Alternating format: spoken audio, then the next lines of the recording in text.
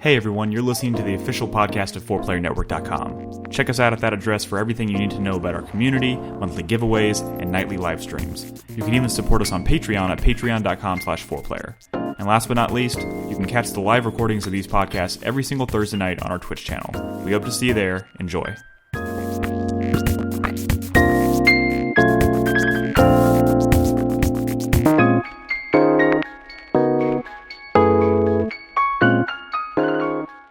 Hey everyone, welcome to 4Player Podcast. This is episode 664. It's December 17th, 2020. My name is Nick Henderson, and joining me tonight is Brad Simons. Yo. Nolan Hedstrom. How's it going, everybody? Christopher Guthridge. Hello. And Christopher Davis. Whoa.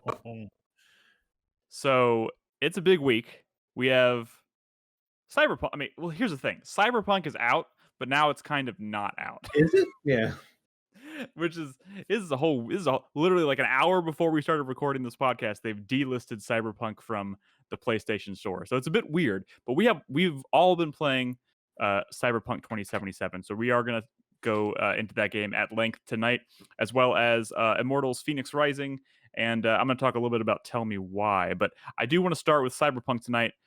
Before we get into that, though, real quick, I want to plug this at the top of the show. If you're listening to this podcast and you're a member of this community, if you're in Discord,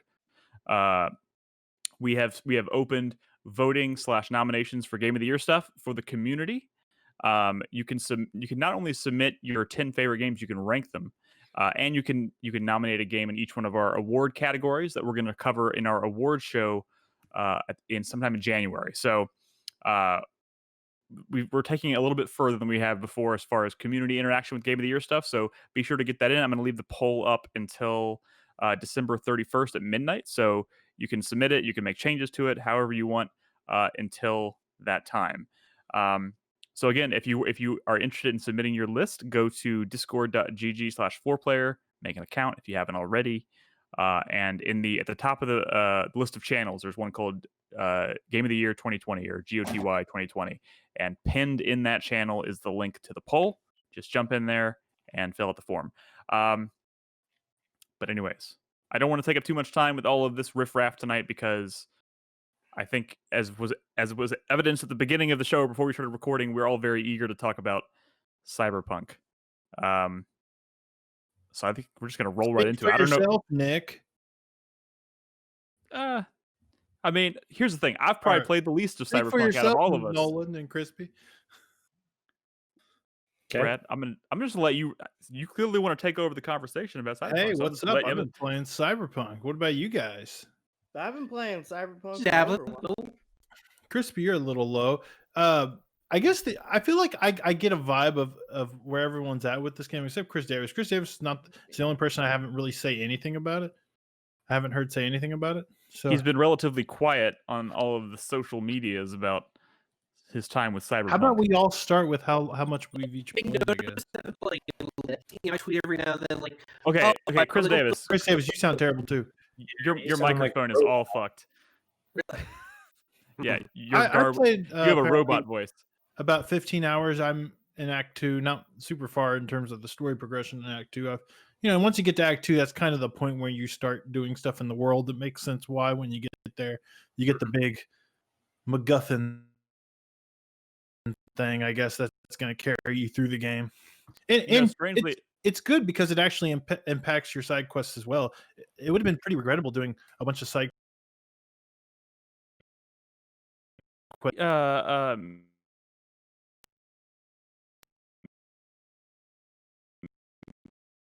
Mr. Idle Card. That, Nick. I would hold on. I would say the question is he doing side quests or is he doing like the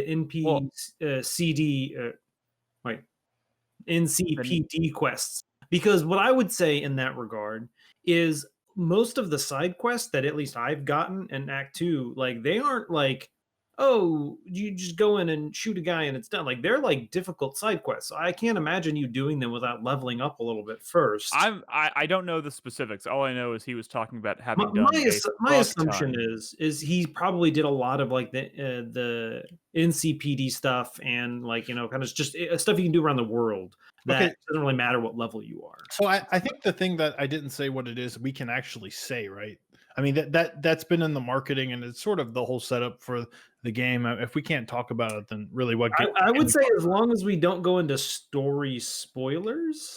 Well, Um, so here's the thing about the Cyberpunk, like the pen and paper, right? Is like that character that Keanu Reeves played was made like a character in that Sure. that fiction, right? And that fiction was from many years ago. Okay. Okay. So, Brad, what I would say in that regard, if we're going to get into that kind of territory, I knew the status of Johnny Silverhand. I didn't know how he got to that status. Okay. So what we can, but we can say what he is in the game, right? I don't What care. I'm fine with it. It wasn't so.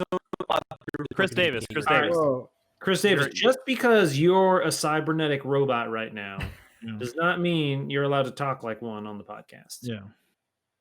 I'm sure the funny thing is when Strangely the appropriate, podcast actually though. goes live, he's going to sound fine just because he's recording it on his end.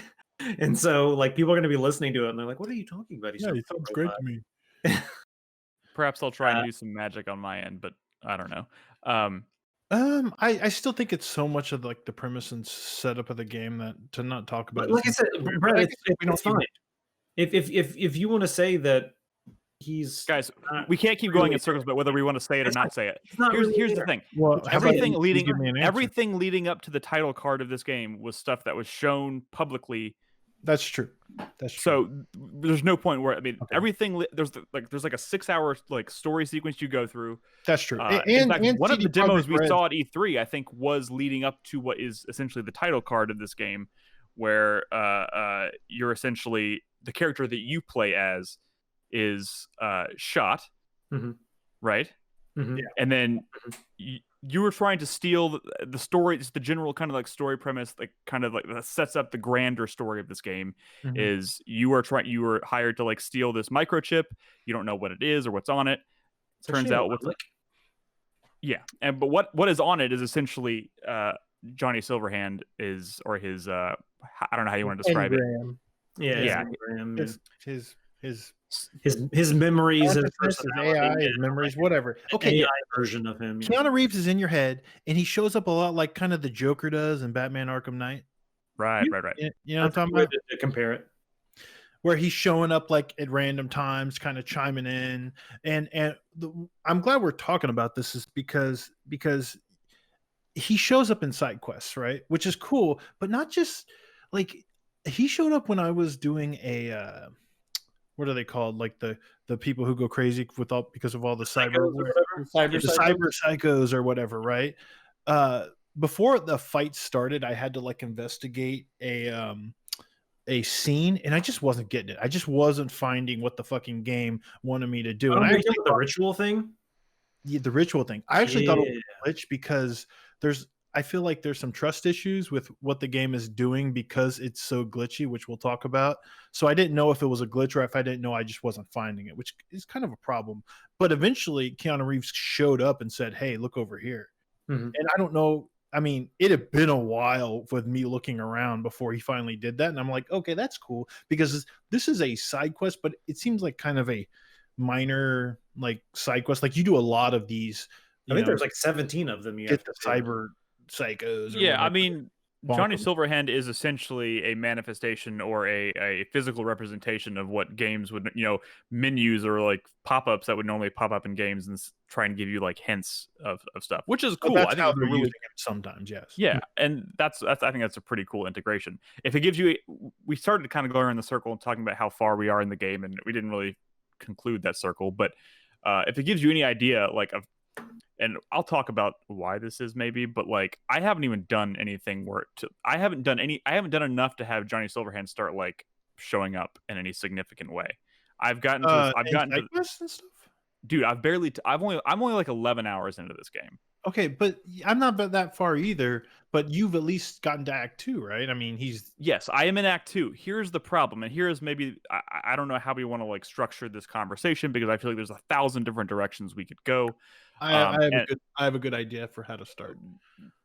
Okay, well, I had a thought I wanted to get out. Oh, go ahead. So, well, now you fucking killed it. You Keanu fucking Reeves' destroyed it, Brad. Yay or nay? Build the buzz, man. Keanu Reeves' performance, yay or nay? He's a big part of this game. I mean, Um, I haven't seen enough of it to make a judgment call yet. I've I've seen literally a only bunch seen of him. it. Yeah. What do you think? What do I think about Keanu Reeves' performance? I think it is Keanu Reeves, and I think Yeah, so everyone criticizing Keanu Reeves' performance is like, yeah, haven't you ever seen literally anything he's been in? You that's pay for what I wanted Keanu to- Reeves, you get Keanu Reeves. That's what I wanted to bring up, Crispy. As early on, I saw a lot of people kind of poo-pooing his He performance. just can't And then I deliver started a line watching. very well. That's Yeah, all. and I started seeing some of his stuff in the game, and I was like, "This literally sounds like Keanu Reeves." Go watch fucking any of the movies he's been in, Johnny Mnemonic, or fucking The Matrix, or what was that with the two girls that break into his house or whatever? He doesn't do a lot of talking. But that's in what I'm John saying. Wick, Like you he know. literally is just being himself. Like I thought they did a very good job of capturing Keanu Reeves. He's not like a hero protagonist. Like he's good at being the kind of person that he's almost always cast in, and he is not cast in that role in this game. Johnny Silverhand has like a very specific way of talking, and it's very like as few words as possible, you know. And I think in a scene from line to line, Keanu Reeves has he will dial into it and then lose it and then dial into it and then lose it, and it's just like really weird. A lot of the dialogue in this game. When I first started playing, I really liked V, and I'm playing Lady V. Is everybody playing Lady V? Yes. Yeah. I really liked Lady V at first, but the more I spent time with her, the more I realized that she is very she's really kind of acting like her emotion. You feel a lot of emotion in her voice, right?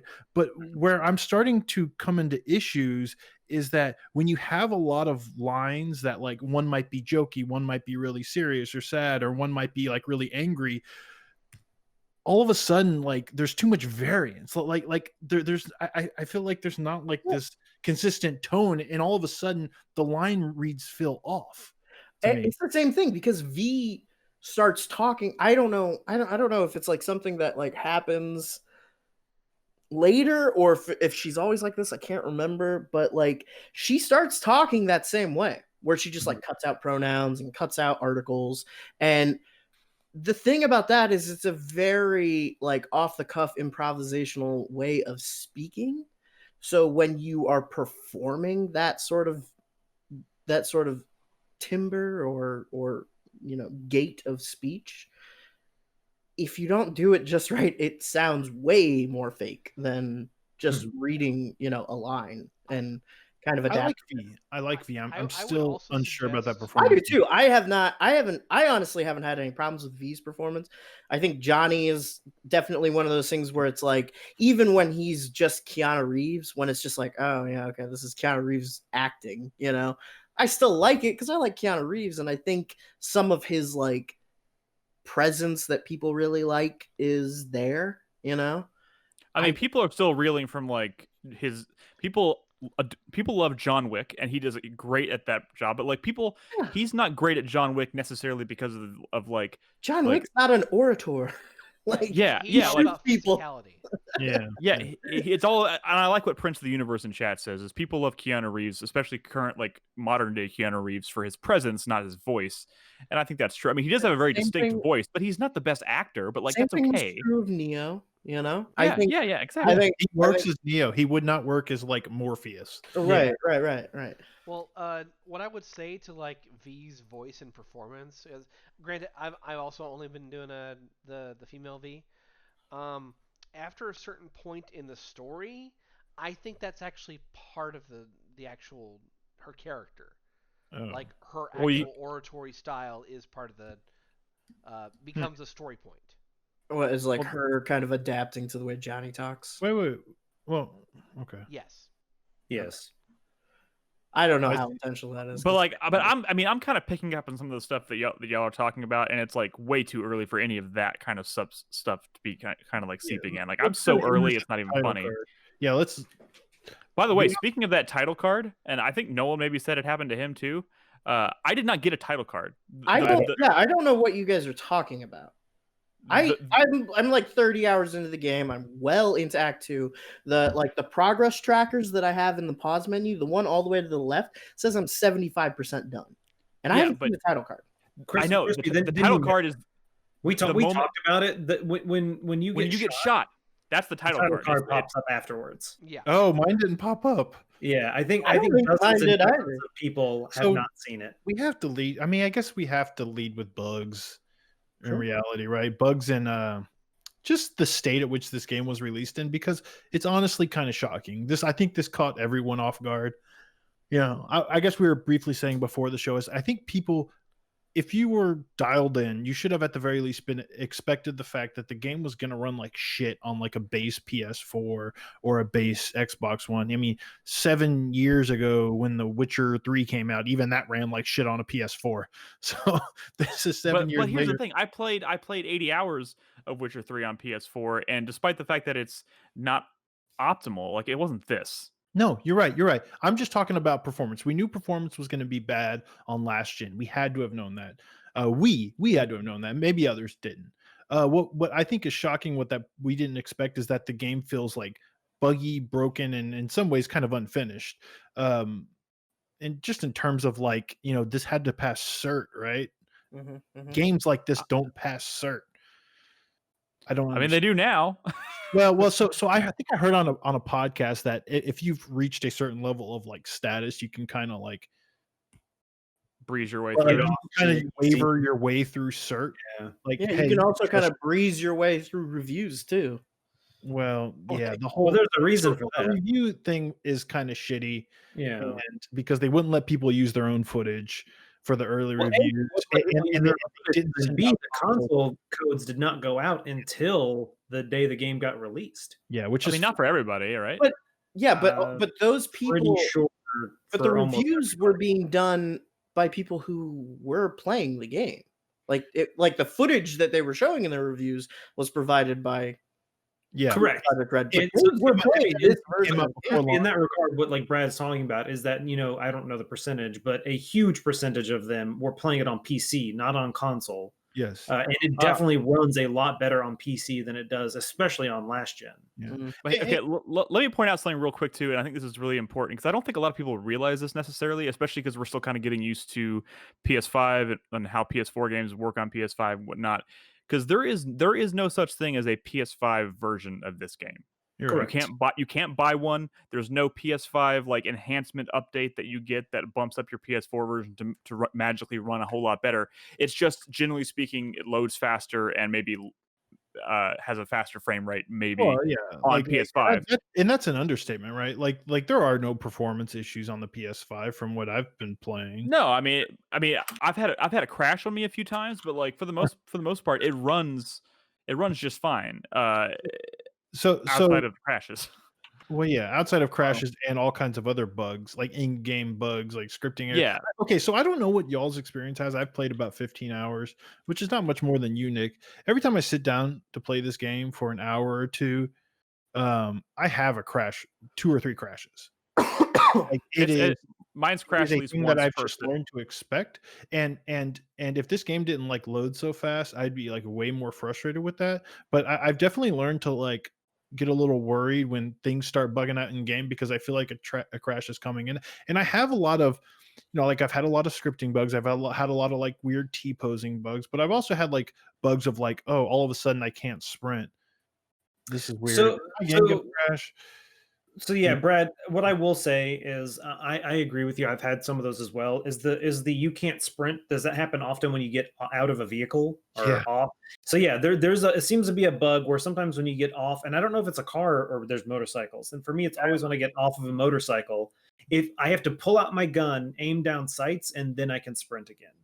Because what I think happens is the game gets kind of stuck with you in like an aim down sights speed. And then it doesn't allow you to sprint. And if you just pull out your gun, aim down sights, then you can start sprinting again. Yeah, it definitely is like it is buggy. And that's kind of one of the things I also wanted to bring up, just because we're talking about that, is we kind of talked about reviews only going on PC, right? My computer exceeds the not minimum, the recommended settings for this game, it does not run well on my computer. I ended up getting playing it on PS5 because it runs way better on my PS5 than on my PC. Even though my PC meets the recommended, exceeds the recommended. See, that's why when I was getting down to the nitty gritty, and I was trying to decide whether I wanted to go PS5 or PC, I was like, first of all, like I don't even know if I want to entertain the idea of playing this on PC before I get like a 30 series graphics card. Well, like I don't. The reason I thought that, Nick, is because I can just dial down all the settings. I can just set everything to minimum. It doesn't matter if it's not for. No, it doesn't. I promise you. Even on mine, it doesn't look like shit when everything's low. It doesn't. I It looks watched Nolan's good. stream. It did not look bad at all. Even when I was streaming it, like it looks good. The problem is I have problems with driving. The game I cannot drive. Well, no, here's the thing: the driving in this game just flat out sucks. The driving on my PS5 is not that bad. I'll tell you this much: don't drive a car. Is everyone here by now driving motorcycles? Motorcycle's way better than car. Yeah, because you're just there is one car that is really nice to drive. probably. You can go get it right now. Hold on, Nick. I wasn't talking about the mechanics of stopping or turning. What I'm saying is on my PC, I can lock the game at 60 frames a second when I'm just running around the world and it's fine. When I get in a car, it's like 25 frames a second and it's like it hitches and stuff like that. That's clearly an optimization issue. And the fact that I meet their recommended settings, yet I can't run it at 1080p 60 frames a second is kind of silly. So when you have those frame rate chugs, are you driving in a first person perspective, or are you pulling back into third person? Okay. First person is actually not that bad, but once again, we talked about the driving in this game is not great, so I do not like driving in first person. God, the first time I got into a car in first person mode, I was like, I don't think I can do this. And this is coming from someone who played like Mad Max almost entirely in first person mode, which is very much kind of like a cockpit view of the car. And like you're in car combat. Like I played that game so much in first person and I loved it for it. And this game, which is just literally just driving down roads in first person, the cockpit view is like, I'm scared it doesn't feel right on full, even in third person, because it's so easy to like lose control of your vehicle. I feel like, and you're staring at your mini map, trying to pay attention to your turn coming up or whatever. And it's weird. I do a lot of embarrassing driving things when I'm really annoying that the mini map doesn't pull out further to anticipate like your guidelines as to where you want to go. Yeah, that'd be nice. Dude, I like first of all, the mini map is awful. The fact that like when you're trying to like navigate somewhere and it's like putting the dotted line, like it changes like it'll say go in a straight line and all of a sudden it was like turn left, and like right as I'm passing the street to turn left, and it's like I'll be like following like the mini map line. I'm like, all right, I'm getting it. I'm like, wait, what's going on? Wait, it's telling me to go across the street now. I was just over there. What the hell's going on? I think I can't remember what game it was. There was one not that long ago that didn't have the GPS essentially on the mini map, but it was in the world. So essentially there'd kind of be like a highlighted section that's like turn left here or something like that. And I think people didn't like that because it's like, oh, it's not realistic. But I think in a cyberpunk world, that fucking would work great. Because in theory, your like windshield or something could have like a fucking heads-up display on it that would show you where to turn. I think that would make cyber eyes like it should be an AR display. Yeah. Exactly. So I think that would make a whole lot more sense. And yes, I agree with you. I am constantly looking at the mini map when I'm driving. And yes, it does not give you a good enough lead time to make the turn. Can I rattle off a couple things and then have us just kind of talk about them? Because y'all these are all things that are kind of bugging me. Y'all may have enough about bugs. I feel like there's three types of like feelings you can get from a bug in Cyberpunk. There's like straight up crashes, which is annoying, right? Then there's like kind of the fun bugs, like oh that dude is like sitting on air, like the stuff that like you get when you play like a BioWare game. When you choke someone out and they're sitting on a couch and you pull them off the couch, and then once you knock them out, they stand up and walk back to where they were sitting and then let go. Like T-posing. It's so good. It happened to me on a mission. I loved it. T-posing bugs and stuff. Sure. That's just funny. I saw a good bug on on a GIF of like a car flying out of the. It looked like a scene from Twister, like a car flying out of off the horizon, just coming at them. Did you But see the there's guy another driving the thing- motorcycle with a naked T-posing V like on the motorcycle model? or like you're bald, or all of a sudden you can see your tits, whatever. Sure. Look, those are the Yeah. good kinds of fun bugs, which still probably too plentiful in this game. But then there's the really scary. wiener hanging out of the guy's pants. There's the really Penis scary- number 2.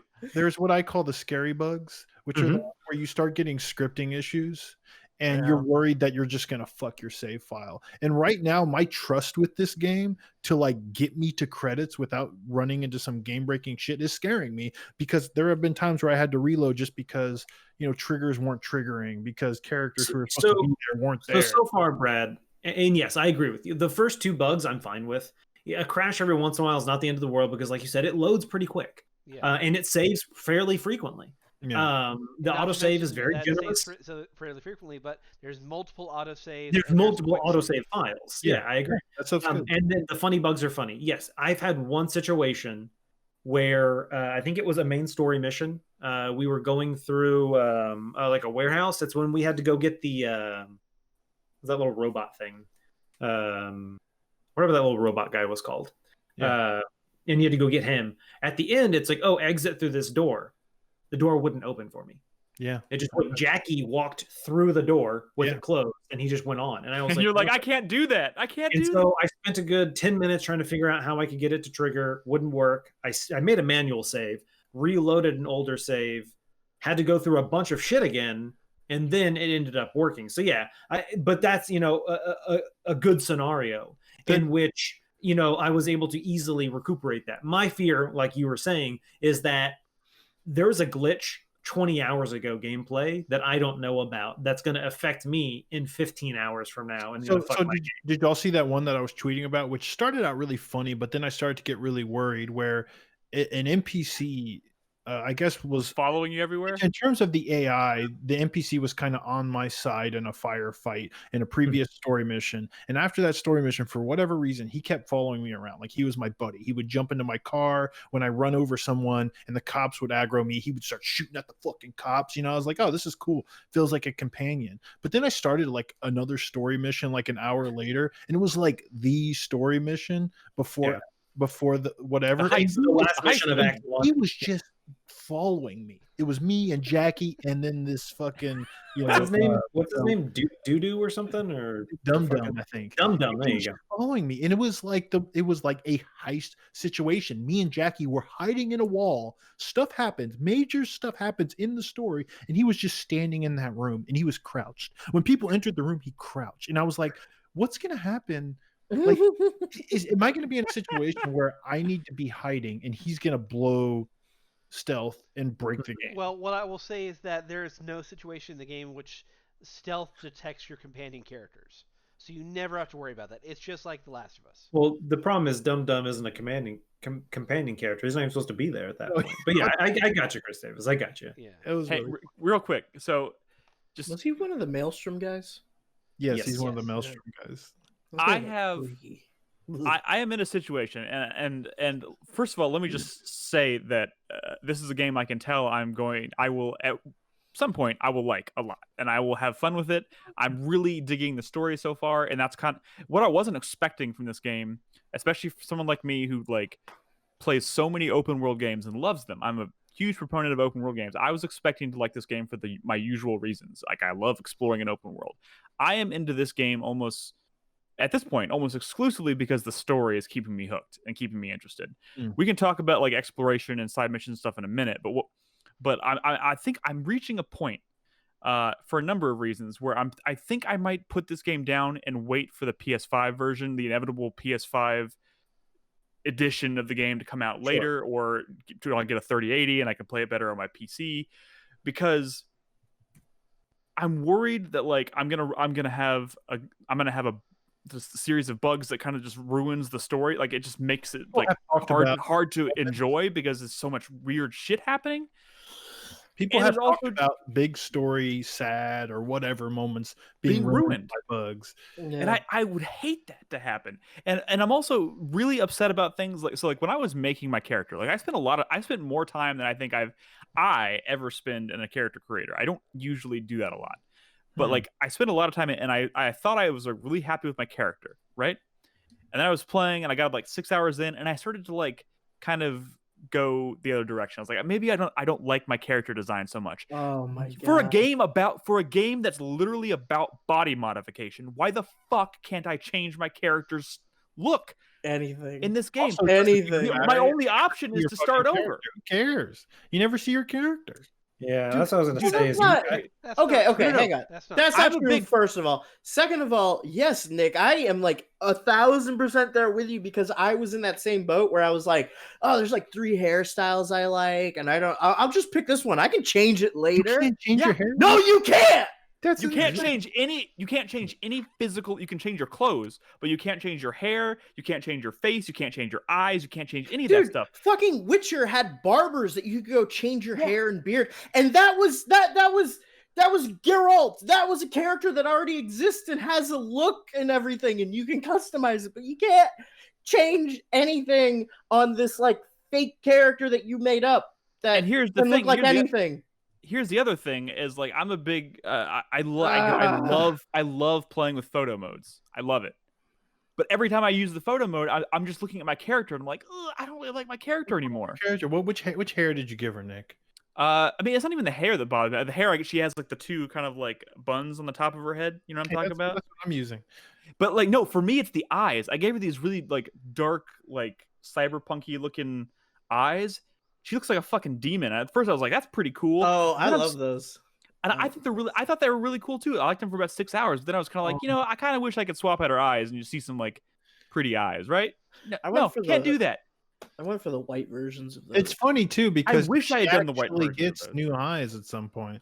Oh Right? my god. They Yeah. don't change. like when early you- in the game, you go to a Ripper dock and they switch your eyes out. I know it's so it's so infuriating. It's so like, and I would imagine that like in 6 months you might be able to do that. The funny I thing- can't be alone here. The funny thing is, Nick. So hold No, me. that's so, insane. Nick. to bring that up, yes, I agree. You should be able to. You can't, and honestly, it doesn't really bother me that much. I'm like, whatever. I probably would change mine, but like Brad said, I don't look at my character enough for it to matter to me. I'm sure it does to you. All But of love- if photo mode's just making it The worse things for that me. make me mad are the more like technical things about this game. And honestly, one of my biggest pet peeves, and Bernadette, I'm sure she's listening, and I went on a fucking rant with her the other day about this. In a game like this, in an RPG where I'm playing in different methods, and sometimes, hey, let me try and stealth this situation, let me try this. What I always inevitably end up doing is making a save real quick and then testing it out.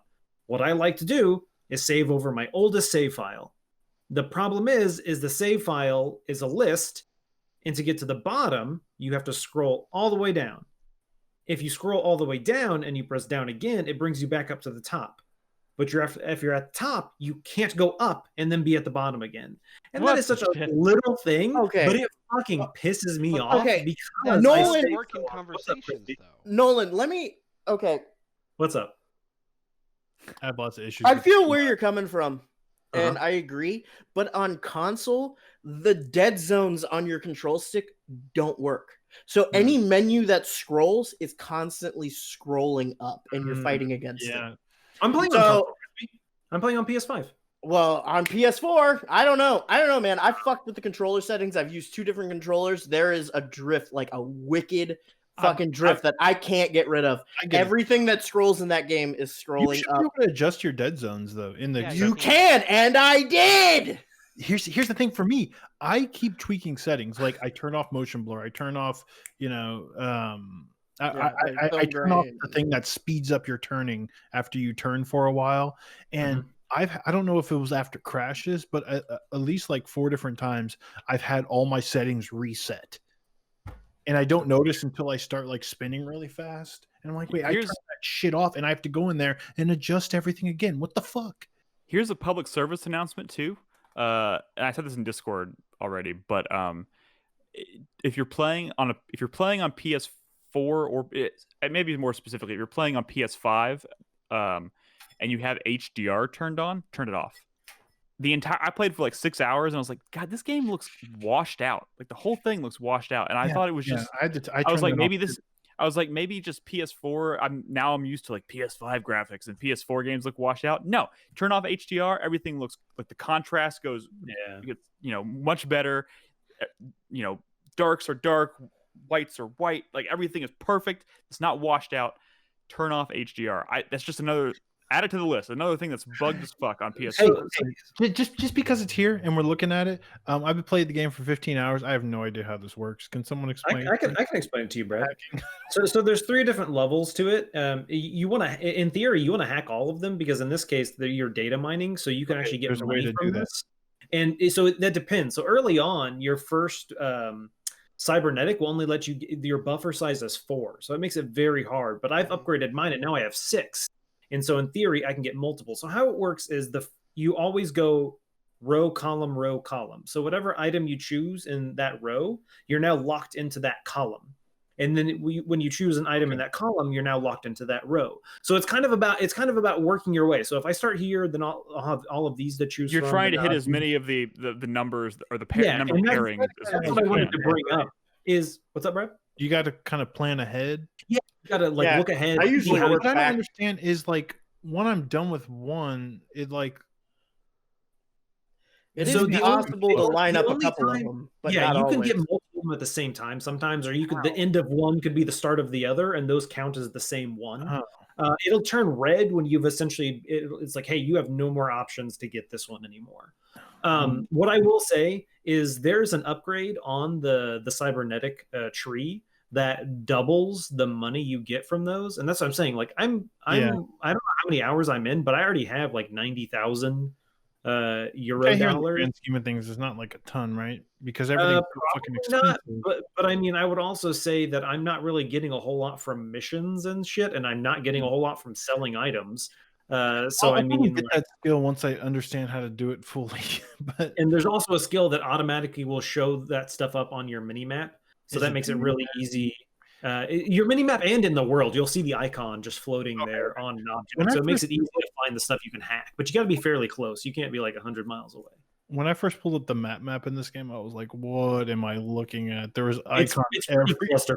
Yeah, there's a lot on there. So I mean, so here's the thing, because we've been talking about this game for a while now, and we probably need to move on. What I want to kind of we don't. We haven't even at least 90 minutes on this yet. Yeah. Okay. Sure. Are you kidding? Sure.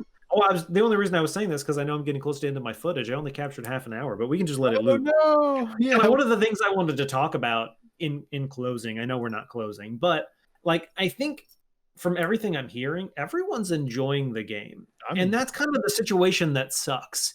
Is that this is clearly the only way to word it is this game was released in early access. Like this is not a final version of this game. If this game had baked in the oven for another year, I'm sure it would be like fucking not gonna say a masterpiece, but I'm saying we wouldn't be here talking about like glitching hair and T-posing naked on motorcycles. We would be talking about the great story experiences we're having and shit like that, and the great I had this really unique thing happen that was kind of cool when I approached a mission from this angle and this thing happened. And I think it's really shitty that, and don't get me wrong, I'm not.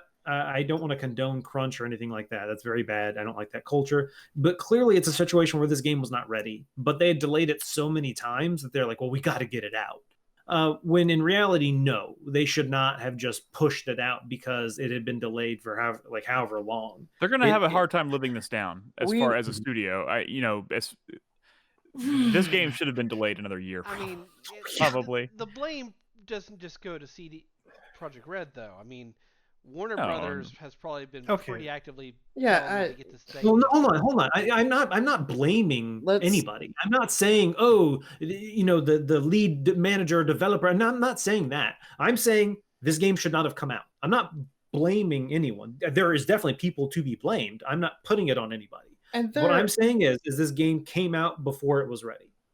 Straight up. What's up, Chris? I think it's also important to acknowledge that there are some issues with this game that are not technical. Yes, thank you. That probably wouldn't have been fixed by an infinite amount of development time. I mean, there's some social stuff going on with this game that's like kind of not great. Oh yeah, dude, dude. The thing that I see floating around a lot, and it's been the source of a lot of like vitriol from like people who, yeah, there. Well, you've probably noticed it without actually noticing, but there's like billboards everywhere of a guy putting a gun in his mouth and it says, "Are you getting close?" I haven't seen that. Oh, dude, it's everywhere. It's on billboards, on the The only billboard I can it's not- I initially mean- think of is the guy with the ass in front of his face. There's And- also, I mean, And there's like, I guess I just haven't been paying attention that much. No, I Yeah. did not see that. a lot of the yeah, ways it's everywhere in my game. that this game and the developers themselves handle like trans issues and stuff is really not great. Which you know, Also, I've heard let's their not forget explana- about let's not forget explanation about the being- epilepsy issue. Yeah. Yeah, that does. Dude, I mean, that was a pure accident, though. That couldn't have been like. Dude, No, dude, that I wasn't mean, an accident. dude, I let me mean, tell you. Let me tell you this. As soon as I started that game, because you do the what do they call it? The mind, dance. the brain dance. You do the brain dance very early in this game, and Yes. and the lights that play that start the brain dance thing. I was watching it and I was like, I totally get why this would cause a seizure. Like when I was trying to imagine it, I didn't do it justice. I was like, why are people so upset about this? It obviously wasn't intentional. And then I watched it and I was like, holy fuck, looks very much. Being a person, I have no, I'm not prone to epilepsy or anything like that. Yeah. That scene did not bother me at all, and It didn't bother me either. But I could. That's a problem. But what I wanted, me and Bernadette talked about this. If you've seen The Mandalorian, there's an episode where they do like a prison break. That episode of that show made my head hurt and my eyes hurt from watching it. The difference is that, and I'd have to go back and watch that episode of the show again. But most shows, movies, games, whatever, they put a warning that says this game contains scenes of flashing lights that could trigger. I'm pretty sure this game had like a warning. This game did not when it launched, and now it does. What was the? I don't remember the scene in question, but what was the context of what was going on? In the brain dance? In the brain dance? It's the load. It's when you put on. brain dance. It's when you Was put it on the the brain brain dance like that- flashes. Yeah. They your eye. would flash the lights alternating into your separate eyes, and it was like, I don't know how to. Oh, I thought this was a different scene. No. There was one where like, I don't know. It's the first time you put the thing on your head, and they're activating the brain Yeah. dance, and it flashes the lights in both of your eyes, and that a critic who was reviewing the game had an actual seizure while playing the game. Right. So who gave the game a good score, I think she also still was getting Yeah, it was like replies death on threats. social media where people were posting So- videos that induced Hold on, seizures. let's not get into. I don't want to promote that kind of activity. Let's not talk I'm not about that. certainly not People are promoting it, shit. but No, I know. I don't want to give them any fame or anything. Let's Yeah, not that's talk about true. that. I'm not 100% positive, Nick, but I do think it did have a warning when it came out. not at launch, because specifically at launch, this was a huge thing. People were like, "How the fuck is there not a I'm not warning saying at the beginning?" Like I thought within a there day, was. within I a thought day it of was launch, prominent. they had patched it in. Like they Okay. did it very quickly. But if you played it on Mhm. launch night, like as soon as you got the game, there was Mhm. nothing. Mhm. But Our brain you're right. dance We don't is need to talk bad. about. We don't Our need to talk brain about the dance seizures, is bad, guys. No. or do you Guys, like there's them? there's Are something they- I'm trying to I've get only to I've so only bad. done 2, so I As don't like know. a game mechanic or like Yeah. a concept. I've only done Game 2, so I don't mechanic. know. As a game mechanic, they've been pretty interesting. Okay, I was just Okay. curious. I've As only a done the guys, one. This is What? killing me. What? This is killing What's me because me? so Crispy started saying this and he kind of went in a different direction. He's totally right. We needed to talk about that. Like the way they handle certain topics is not great. But when you started to say there are certain things with this game that even if you take the bugs out wouldn't fix the game, my mind was going in a different direction, which is there are so many things about the way this game is structured and the way like the interface and everything that I don't see changing dramatically that are having a pretty significant impact on my enjoyment of the game. You mean like the UI?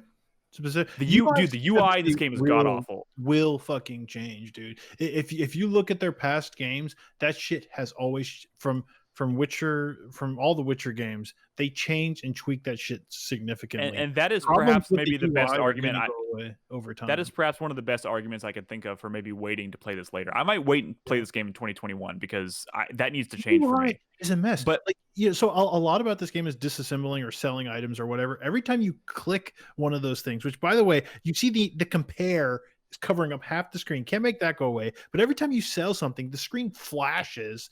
guys, Everything moves around, and you're like, so you're just like staring. Brad, here's what you do: you just scroll to the bottom and start from there. Because I got you. But that my workaround to that was just starting at the bottom, because what happens is if you delete something from the top, everything below has to shift. So if you start at the bottom, you don't have to shift as much. Like that was my only solution. I'm not saying it's the correct thing to do. They do need to fix that. I'm just saying that's what I've been doing to get around it. But here's the other thing, and this is something I don't think is going to change. Even if, like, you know, from a design standpoint, the UI changes, great. But like, just the sheer fact that so much of this game is built on I'm picking up so much shit, and I don't know what any of it does. Oh my God, one of the most annoying bugs is when the pickup notifications, like I get this one all the time. You receive this, you receive this, you receive this. I get them way in the future, and I think I'm pretty sure I've already seen those notifications before, and I'm still. I think what happens is because there's like a dedicated, it has to display it for X number of seconds. If you pick up 5 things in rapid succession, like 30 seconds later, you're still seeing it. And I think I've had times where I picked up the same gun from 2 different people. And yeah, I think I see the pop up a second time, but I think it's just the second gun you picked up. I'll get a period of time where I'm not seeing them, and then they start again. Displaying things, you know, is that they want to do it outside of combat and at the conclusion of quest lines. But here's the bigger problem, the underlying problem to all this, I think, is that you're picking up literally picking up too much shit. So I have like 50 guns, and I don't. So what I would say this is not Borderlands. What is? Yeah, what that's what I was going gonna say. on? Well, so first off, I agree. I don't like it. So, Witcher had this problem, in my opinion. You were picking up shit tons of swords and crossbows armor, and it was all junk. So, like I would say, first off, the people who are bitching about this, don't get me wrong. I'm not condoning it. I don't like it. That was a problem in Witcher as well, and that's not something they ever fixed. You still could, and it got to the point in Witcher where I just stopped picking shit up. The problem with this game is, I would say, the reason it wasn't as big a deal for me in Witcher is often my weapons were always better than what I was picking up in the world. This game has the problem that's the same problem in Borderlands, where I'm constantly picking up a gun that is 2, 3, 4 points better than the previous one I had. Yeah, you always feel compelled to change your shit out. You know, I found a legendary piece of armor, and it's so great. And 10 minutes later, I found a piece of armor that's common that has better stats than this legendary one. Now, it might be a situation where at some point I can upgrade that legendary one and it will become better. I don't have any fucking components to upgrade a legendary item right now. So for now, it's a junk to me. Yeah. So yeah, I don't know the best way to handle that scenario. Maybe it's you just don't pick up shit in the world. Maybe you don't pick up people's guns. The thing is, I don't even know what I'm picking up. All I see is little different cubes everywhere, and I'm just clicking on everything because I don't want to miss anything. It's so inelegant. It drives me insane. And my God, like, sorry. But here's the other thing. That is perhaps one of the biggest gripes I have, but at the same time, I'm also thinking about this game on just on a much broader scale, broader level of just like, is this a game that I'm going to enjoy? And I'm thinking about specifically as to what I was expecting from the world, and I was expecting because I feel like The Witcher 3, the world was much more alive. So that's a good point. I want to have this discussion. Or maybe alive isn't the best word. I feel like the quests in The Witcher 3, it made the world feel more alive, and I think everything felt more natural. Everything. This is like sensory overload. I don't know what's happening. I don't know where I am. I'm never going to know where I am by looking at landmarks. It's never going to happen. You're right. Well, maybe if you play the game for 100 hours, maybe. Yeah. But it's also the advantage of a fantasy setting versus cyberpunk setting. So that's what I wanted to talk about. Is I don't think there's a way to fix that, Nick. I know, and that's what I'm saying. That's part of the reason why a I universe like this you can't, because the problem is when you look at The Witcher, that universe, be it fictional, it takes place in the 1300s. So you have small little villages with 5-6 houses and a couple of larger cities, and that's it. And you know what's between them? A shit ton of nothing besides a random. I know, and You're that's in all very. 2077, there's thousands of skyscrapers and cars, and so you have to fill the world with kind of emptiness, but not at the same time. But here's the problem. What they've chosen to fill the world with is all just window dressing. It's all this like you don't interact with it. You don't interact with any of it in any really meaningful way other than to shoot things. Or it feels like an earlier GTA game. So would then you build a world where you could go into every single building? No. I think guys, I'm not. No. I think, hang on. To support what Nick is saying, I think you could also argue the fact that like they very distinctly broke the city up into what are supposed to be distinct discrete districts, you know, like you have Kabuki, you've got the fucking rundown abandoned part of the city, which was, I don't remember what it's fucking called. But there's like 5 or 6 of these like sections that all have their own theme and all have their own like thing. But like, if you just drop me into that world, I couldn't tell you which part of the city I'm in.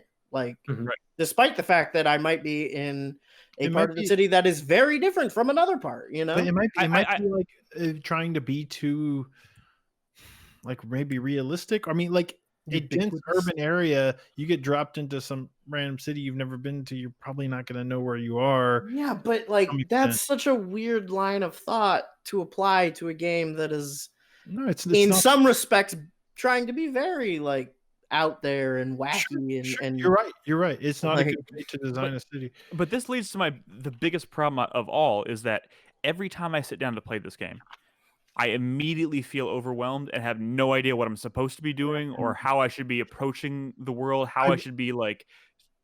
I will say you're at a threshold, Nick, as far as like how far you're in.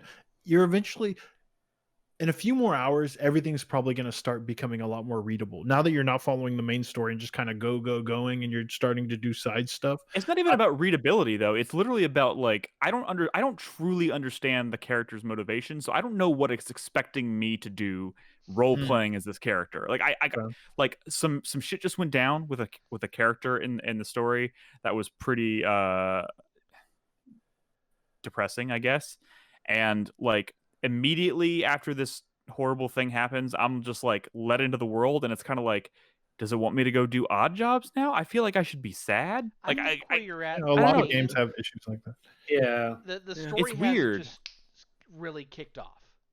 But here's the other problem I have. An open world RPG and a story driven game. But dude, I play so many open world games that don't have this problem, and I can't put my finger on it. I don't know. And maybe it's because if you're talking about what I think you're talking about specifically, the game isn't done with that, and like will circle back around. Yeah, I have no doubt. I have no doubt about that. And maybe honestly, maybe it's because the world is just too populated. Because the fact that I can't walk up to anybody and start dialogue of any kind, of any meaningful kind, is just it makes it populated. It just feels too. The world feels dead. Even though there's shit going on everywhere.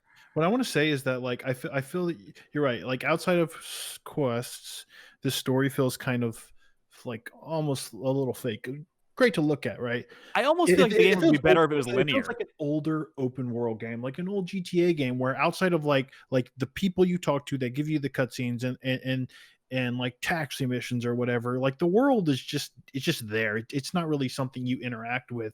I feel like some of the issues this game are having, like the way the world feels, are some of the same issues CD Projekt Red has always had. And Witcher 3 is a flawed game. People like to talk about, oh, the combat sucks, but there's a lot more to it than that. If you think back to The Witcher, if you're not in a main quest or a side quest or playing Gwent, there's nothing to do in that world. You're not interacting with that world at all.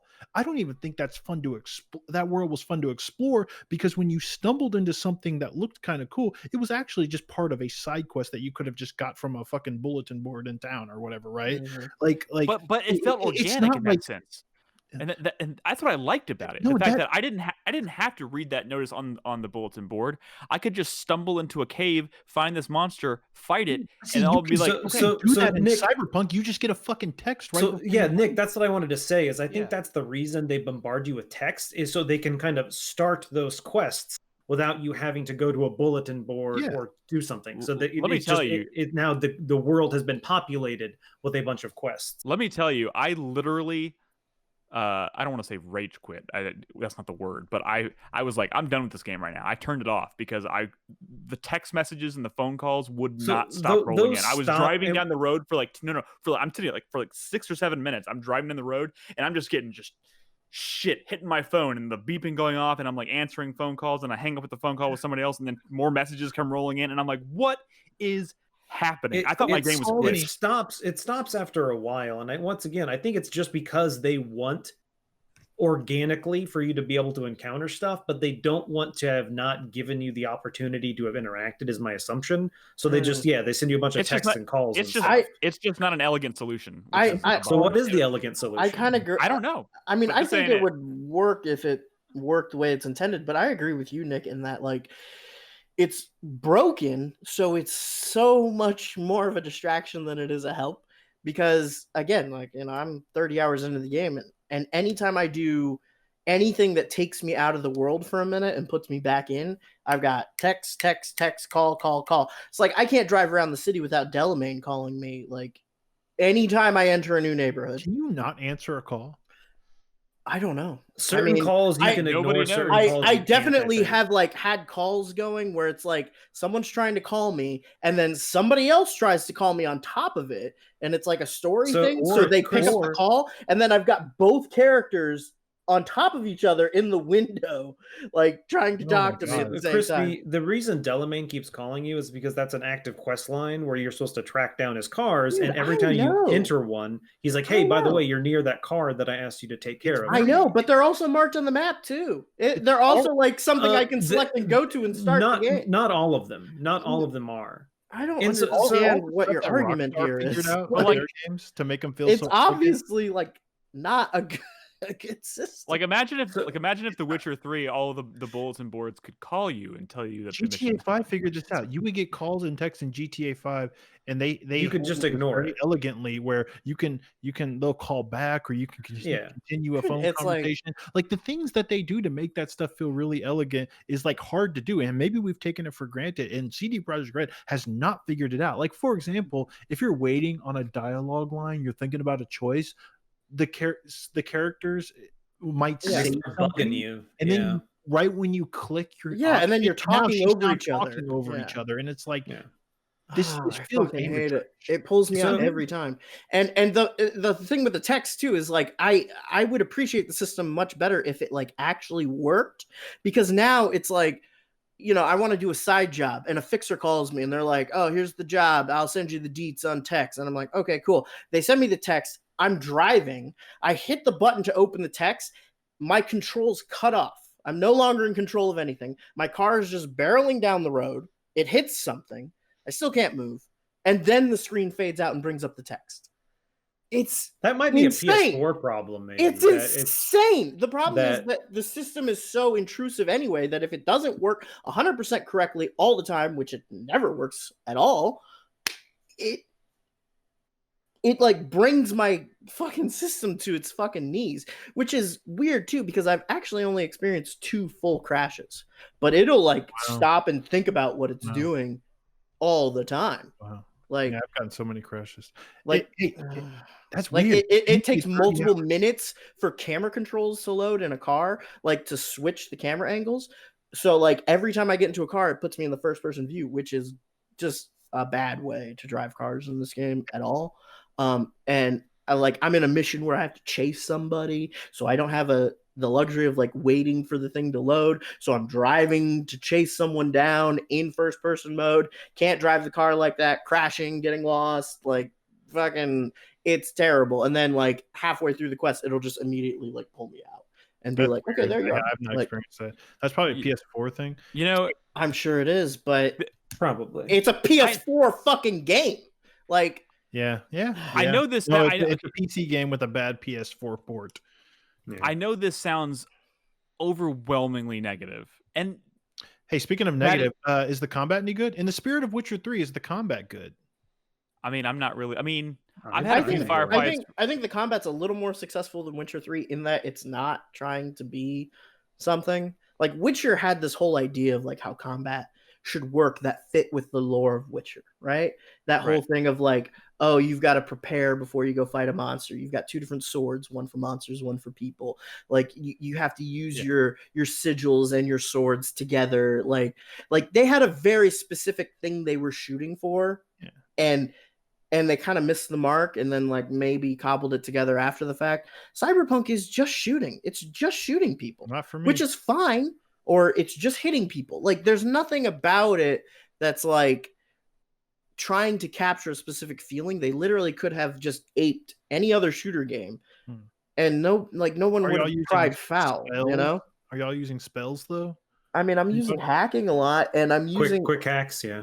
honestly, like the best thing you can do in this game is find a gun that's very powerful and doesn't require much in the way of like user input, and then combat's fine. And then combat's great. Here's the thing. I feel like I've run into some balance issues because maybe it's a Brad thing or whatever, but I sort of obsessed over that skill tree and I started and I was like, okay, maybe I'll be a shotgun dude. And I looked at the shotgun abilities like, okay, I put a point into this and I get 3% more damage. That feels insignificant to me. I think that's bad. I can't be a shotgun guy with this sort of skill system. I looked around all the skills and I'm like, all right, I'm going to look for the biggest numbers. What has like the highest percentage boosts? What has the most synergies, like back and forth affects other things, And so I ended up going blunt melee, which is not very sexy if you're thinking about a cyberpunk game hitting things with a pipe.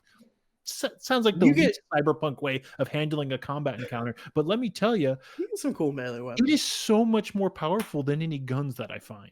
And Dude, guns I've been doing a lot of katanas. Guns are hard. You can go pretty far. I whack things with my pipe and they just die. Do you know what makes guns hard to use in this game for me? Because the user interface is so just cluttered. Half the time I can't see the reticle. I can't tell what I'm actually looking at, or what I'm actually aiming at. You can change. And then once again, that might be a problem. There's a lot of different reticles that show different HUDs. Yeah. There are some that are very simple. There are some that are more complex. There are some reticles that show your ammo count on them. There are some that have like a lot of different like sensors. Well, I would say, Brad. So I've been actually having fun with kind of one of the paths I went down, in that I have huge, ridiculous boosts in stealth with headshots. Like I am guaranteed to crit, and I am guaranteed to get like, I want to say it's 3 to 3.5 times damage. So my headshots are like 1,400 points of damage every hit. The other thing where I saw like high percentages, and it was either like, okay, I'm either going to do this because I'm seeing a lot of boosts, but I don't want to play this game slowly. I don't want to get stuck in combat for too long. Back and forth between. I've been doing like straight up katanas where I'm running up and chopping dudes' heads and arms off and stuff. Or I'm doing like pistol kind of type stuff, but I've also been enjoying the shotgun. Early on, I was trying to do a lot of gun stuff, and it just was taking me too long to like kill enemies. But like I said, all the melee blunt stuff synergizes so well with each other that I feel like I broke the fucking game. I'm doing so much damage and like keeping enemies stunned, and it's like absurd. I lucked into a legendary what are they called? Marksman rifle. You know those guns? They're rifles. You can charge them up and they fire like a spread, like a 7-bullet spread. A tech rifle. I got one of those really early, and I put a mod on it that makes it non-lethal damage, and it was one-shotting everything. Yeah, everything. And that was fun because it was just like I could walk into any situation and be like, boom, boom, boom, boom, boom, collect my rewards and leave. So I was having the most fun with combat when I was the least engaged in it, like kind of thing. I feel like the game is having like a readability.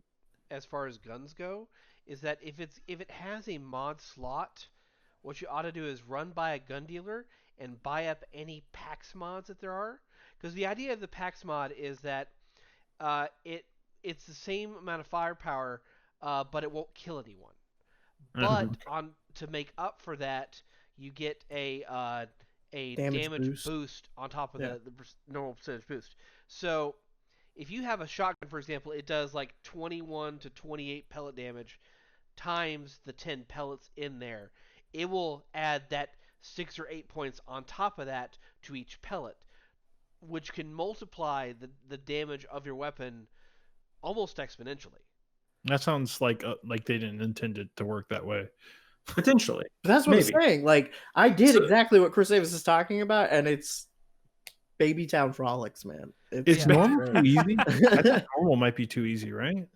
Maybe. I'm playing on normal. What I would also suggest is that the Cyber Psycho quest lines, they always encourage you to try to take the target alive, and if you have the PAX mod, that applies. Yeah. Just punch him. Or I hit him with my bat. Just go ahead and go full non-lethal the entire game if you want. I've been doing such a very, Chris Davis move. I am very good Well, with that. But don't you get different types of experience from killing and using non-lethal? I think it just depends on the weapon that you're using. So if you're using hand-to-hand versus, like, if you shoot someone with a non-lethal pistol versus a lethal pistol, you just get pistol experience. I thought it was like I thought you would get more street cred if you killed somebody, but you would get more. I heard the best way to play is to like sneak up on people and like knock them out, but then kill them also, which because you get both types of experience. Yeah. Doubling your here's stuff. the thing about experience with weapons in this game. It's just pure usage rate. It's not based on kills. It's not based on anything. Correct. If you fire a bullet and you hit a guy, you're going to get XP no matter what. But we're also talking about character experience. Street there's cred like 4 versus different types of experience. Yeah. I will say what my most exciting thing kind of drive me forward outside of the main story, which I think is really cool so far, is just seeing all those skills and options and wanting to like build some cool stuff. That kind of like really excites me, and I love when I get a skill point and stuff. But I feel like at the end of the day, I'm still just whacking dudes with my stick, and that combat I don't think is going to get any deeper. I've made a really strong melee character, but I'm just hitting them.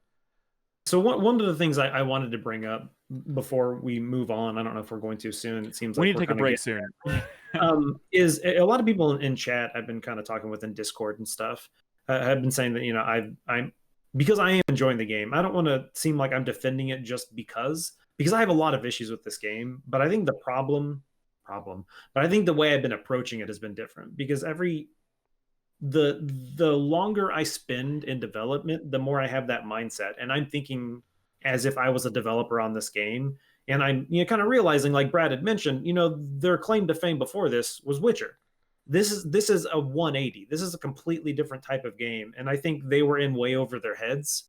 And I think they tried to do too much. I think they tried to be, a jack of all trades. I think they tried to have way too much shit in this game. And so because of that, nothing is perfect. Everything is flawed. Everything has issues. If they would have taken, I think that's the problem. Taken out half of the shit that's in this game, it probably would be twice as good as it is. I think you're absolutely right in that they are who they are, right? And some of this outrage, I think, is really just on us, because everyone expected this game to be the best thing in the world, and because they're not going to go out there and say, hey, we're making a game and it's pretty good, right? Yeah. Like, it's not great, but it's pretty good and you'll have fun with it. No game company does that, especially not a game company that's working on a AAA title that's being released by like fucking Warner Brothers or something, like they're not going to go out and say this game's like going to be okay, but it's not going to blow your socks off. And that's fine, because they're a company. I think it was on us for trusting them when they said this game's going to be incredible. Like, some of the reactions that people have been having is like, this game was supposed to revolutionize open world games and blah, blah, blah. And it's just not. It's just not that. Like, it is a very like solid, good game that has some technical issues, and it's not a great game. And Witcher 3 was a game changer, though. Witcher 3 was a game changer, where there was a lot of talk. We had just finished playing. We had 2 games before that one that they had learned a bunch of mistakes from. I'm sure Cyberpunk 2079 will be fantastic. I took away from Witcher 3 was that it looked really good. No. We were living in a post Witcher 3 world after Witcher came out. We had just played Dragon Age Inquisition. We're like, oh, this is kind of okay. But then we played Witcher 3 and we're like, wait, no. Every fucking side quest of this 100, 200-hour game is like this handwritten, told story, whatever the fuck. And we just came from playing a BioWare game where, picking up a flower was like a side quest, in the world. And it's like, it changed things. It's like, it felt like so much care, like handcrafted care was put into the making of Witcher 3, because a side quest could be better than a main story in another game, at least in terms of characters. To be fair, a lot of the side quests I've done in this game have been like some of the best content. Like, they've been pretty good. There's some side quests that really like in that same way that Witcher did, where it's like you're being initiated into the side quest to do one thing, but then it immediately takes like a left-hand turn and you're going down a path and you end up in a place that you never expected you were going to be. And it's like a interesting story and you're just kind of like compelled to go through it and finish it. And like you develop attachments to these characters that you're really only spending time with for like 20 minutes. And I think it did that really well. I did one last night. I don't know if any of you, I don't. Wait, did the bomb in her vagina explode? Yes, but I knew who the fuck she was beforehand, like that makes a difference. Also, so glad I'm never gonna live that down. So even though I don't do anything wrong. Okay. Into my mind, I can picture exactly where we were. Sorry, did I spoil? Anyway, what I wanted to say, like in closing, from my opinion, I'm enjoying the game. I think the problem is they took what was a good concept in a good game, and then they took a box of fidget spinners and M80s and Chinese finger traps, and they dumped it on top. And now there's all this shit that's in the way of what could be a really good game. And I don't see a way of that being fixed unless they literally just take shit out. They need. I mean, there's a bunch that of might happen. That shouldn't be in this game. That if they removed it, I think the game would be better. I will say that every single Witcher game has had not just huge patches, but like special or enhanced editions that like dramatically change things. Every single Witcher game has had their combat system retooled, like in pretty significant ways. Every single Witcher game was an early access game. Couple quick thoughts. No, but what I'm saying is like Cyberpunk can look very different a year from now, 2 years from now. By the time like the blood and wine of Cyberpunk comes out, we can be like talking about this thing like in a completely different light. Here's my question, and this is especially poignant considering today the game was delisted, and watch it like be relisted in 2021. Do you think this makes a case could be made for this game being considered for Game of the Year next year and not this year? Because I would not feel comfortable. I would not feel comfortable making this talking about this in terms of 2020. It's not in my top 10. It's not going to be in mine either. I think it's in mine. And that's fine. And that's I think this is a weird case where I think it's perfectly fine if you want to do that because it did come out in 2020. But if somebody said next year they want to put it in their top 10, I don't think I would call bullshit on it because. Well, that's it's obvious why game in your top 10 the year it comes out in early access, but not actually fully released. I think that's the same concept. But my question in regards to CD Projekt Red comes out, that's when it comes out. And but what does that even fucking mean anymore? Whether it's next year or 10 years down the line, that's when it came out. Chris Davis and I are not on the same page. We have this discussion every year too, when we're like trying to figure out end of the year thing of like, and I think it's worth bringing up here because maybe if concepts like early access haven't been so poisoned, CD Projekt Red could have just been like, hey, look, we're not done with the game, but here's the 80% of it we finished. Larian gets away with it. They just put out a Baldur's Gate game in early access, right. Which feels bad, man. Nobody's mad at Larian for doing that. They're all just going, cool, check back in a year. Like, because when it finally comes out, it's going to be polished to a sheen and it's going to be exceptional. Because those people are planning to play it. Like, so what I wanted to say, and Brad I brought it up earlier a little bit and we kind of talked about it briefly, but I wanted to my final thoughts on this game is I don't think it's perfect. I agree with you, Brad. I think they're going to release a DLC that's going to be amazing. There's going to be patches that make the game better. I'd still lean on, because they're doing something so drastically different from their bread and butter, they bit off more than they can chew, and they're having a hard time with it. I would ask you to rank the Witcher games in order of which ones you think are best to worst. It's probably going to be 3, 2, 1 if you rank them. And so that's what I'm saying. I'm saying Cyberpunk 2078 or whatever they go afterwards is probably going to be leaps and bounds better. I mean, they're already talking about doing Witcher 4. I don't think they're going to be. I don't think they're Oh, going to. they're definitely going to Witcher after this. But they've already said that they plan to do significant expansions in the vein or similar to.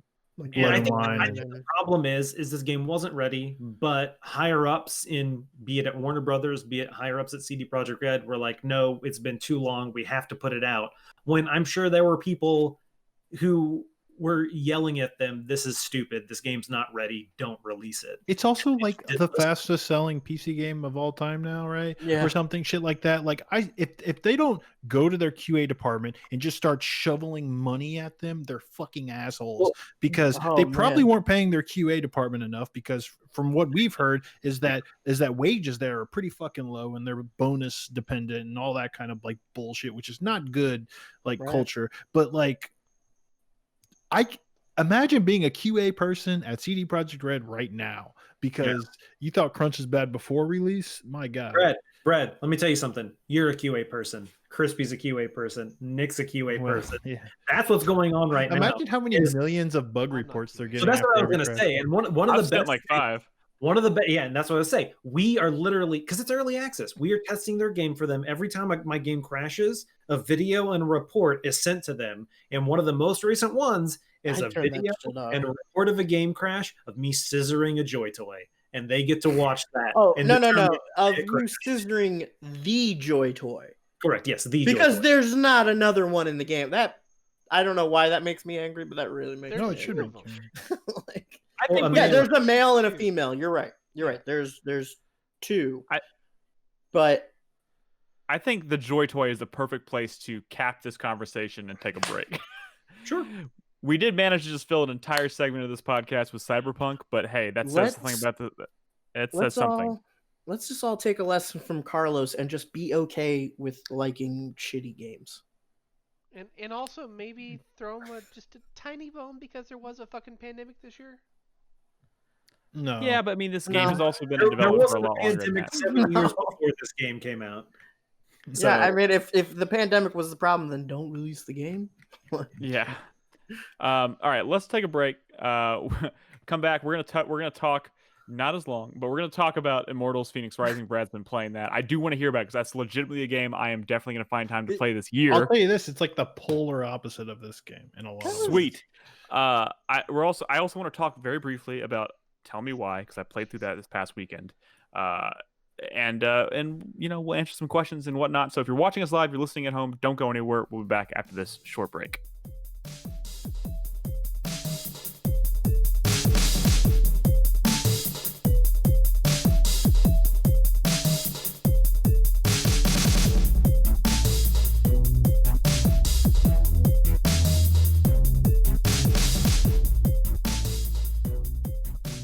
All right, are we ready to do this? Yeah. All right, Nick. So what's the 4-player minute?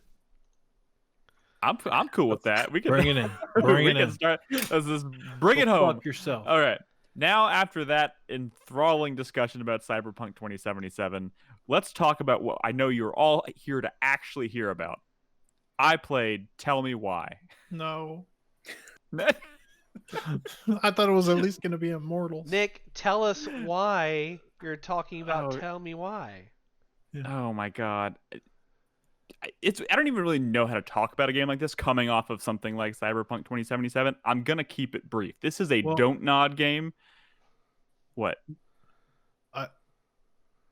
Brad? This one is about a transgender main character, and yes, CD Projekt Red only has transgender characters on really bad advertisements. That is also fairly true. Unlike Cyberpunk, I don't want to get. Sorry, I don't want to talk about one game at the detriment of the other.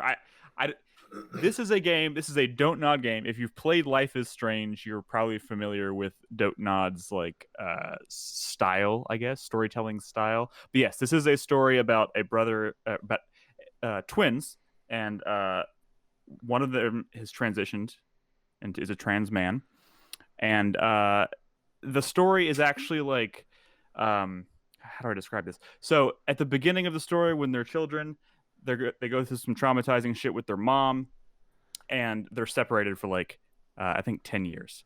And then the whole story is about Tyler coming back to the town where he grew up, reacquainting himself with this town, getting back together with his sister, and discovering about all the shit that happened when they were younger with their mom.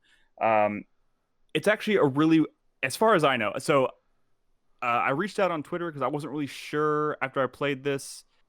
Being someone who doesn't really have, I'm relatively ignorant to, the nuances of, you know, people living in trans lifestyle and all this stuff. Like I have no idea like the nuances of all that stuff. So I reached out on Twitter, and a lot of people were saying this is actually handled really well for the most part, and it tells a really good, like grounded story from start to finish. Isn't there Really magic? touching. So here's the weird thing, and this is because Life is Strange. Life is Strange is kind of, I guess, what put them on the map, right? They didn't really have anything before that, or Well, Remember Me. they but did yeah. Remember Me, right? And no one remembers that game. But Life is Strange is kind of what put them on the map, and that had some weird supernatural stuff. And this is a totally grounded story with the exception of one little detail, and it's so strange because they just kind of introduce it, and there's no like explanation, or they don't even think twice about it. They don't spend any time explaining why it exists, and that is that these twins have kind of a psychic connection. So like they don't have to call each other on the phone, they can just talk to each other in their mind with no, like strangely enough. Star Wars. Yes, like Star Wars, they use the Force to talk to each other, and I think it's just supposed to be kind of represented. It's like an interesting way of like representing like the bond that they share, but in a completely literal way. So like there's literally parts in this game where they're like walking and talking, and like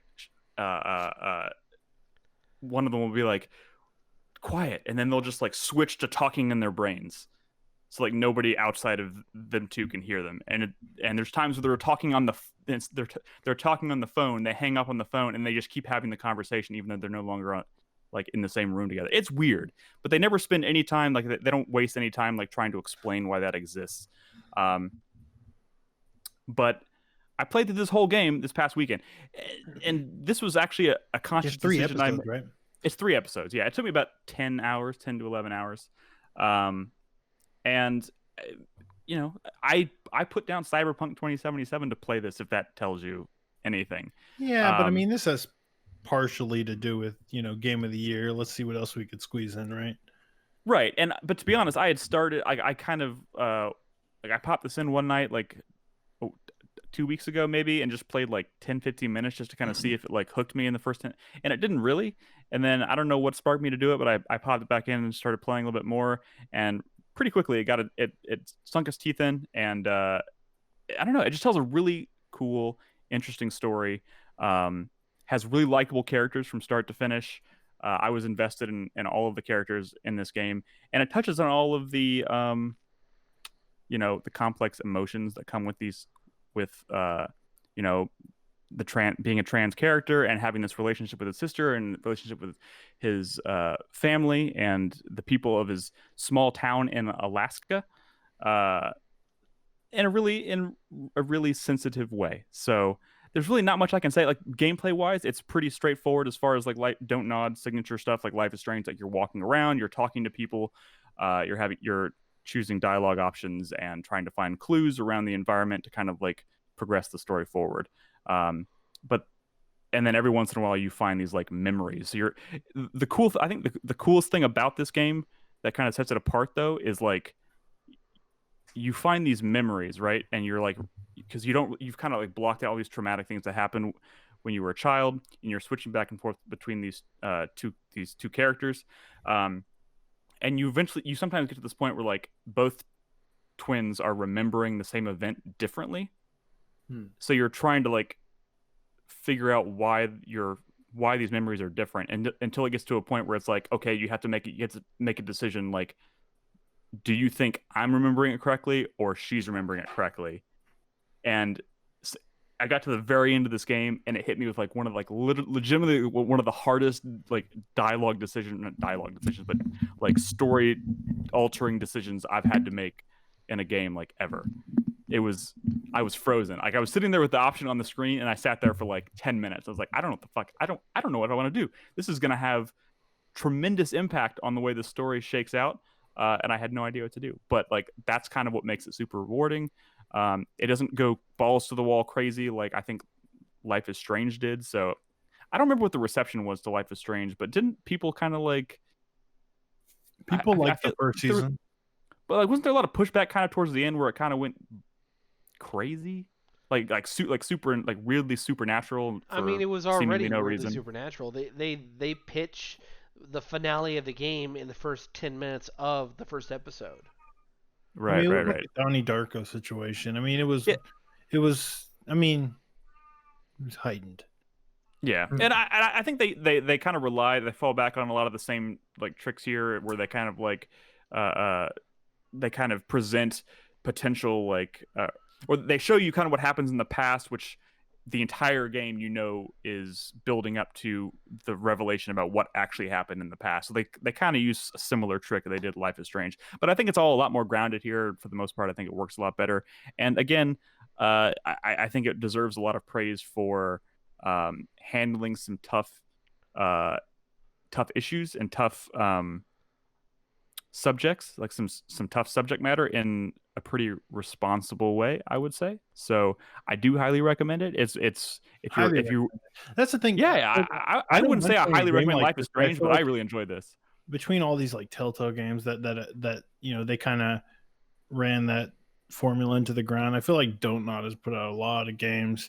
This wasn't even like a month after this came out, they put out that fucking the weird the Twin Mirrors or whatever. Yeah. Like Don't Nod churn shit out so often, and if something doesn't like somebody really like grab you by the collar and say, hey, you need to play this one, I'm like, I'm just sort of going, well, why do I need to play this one? But I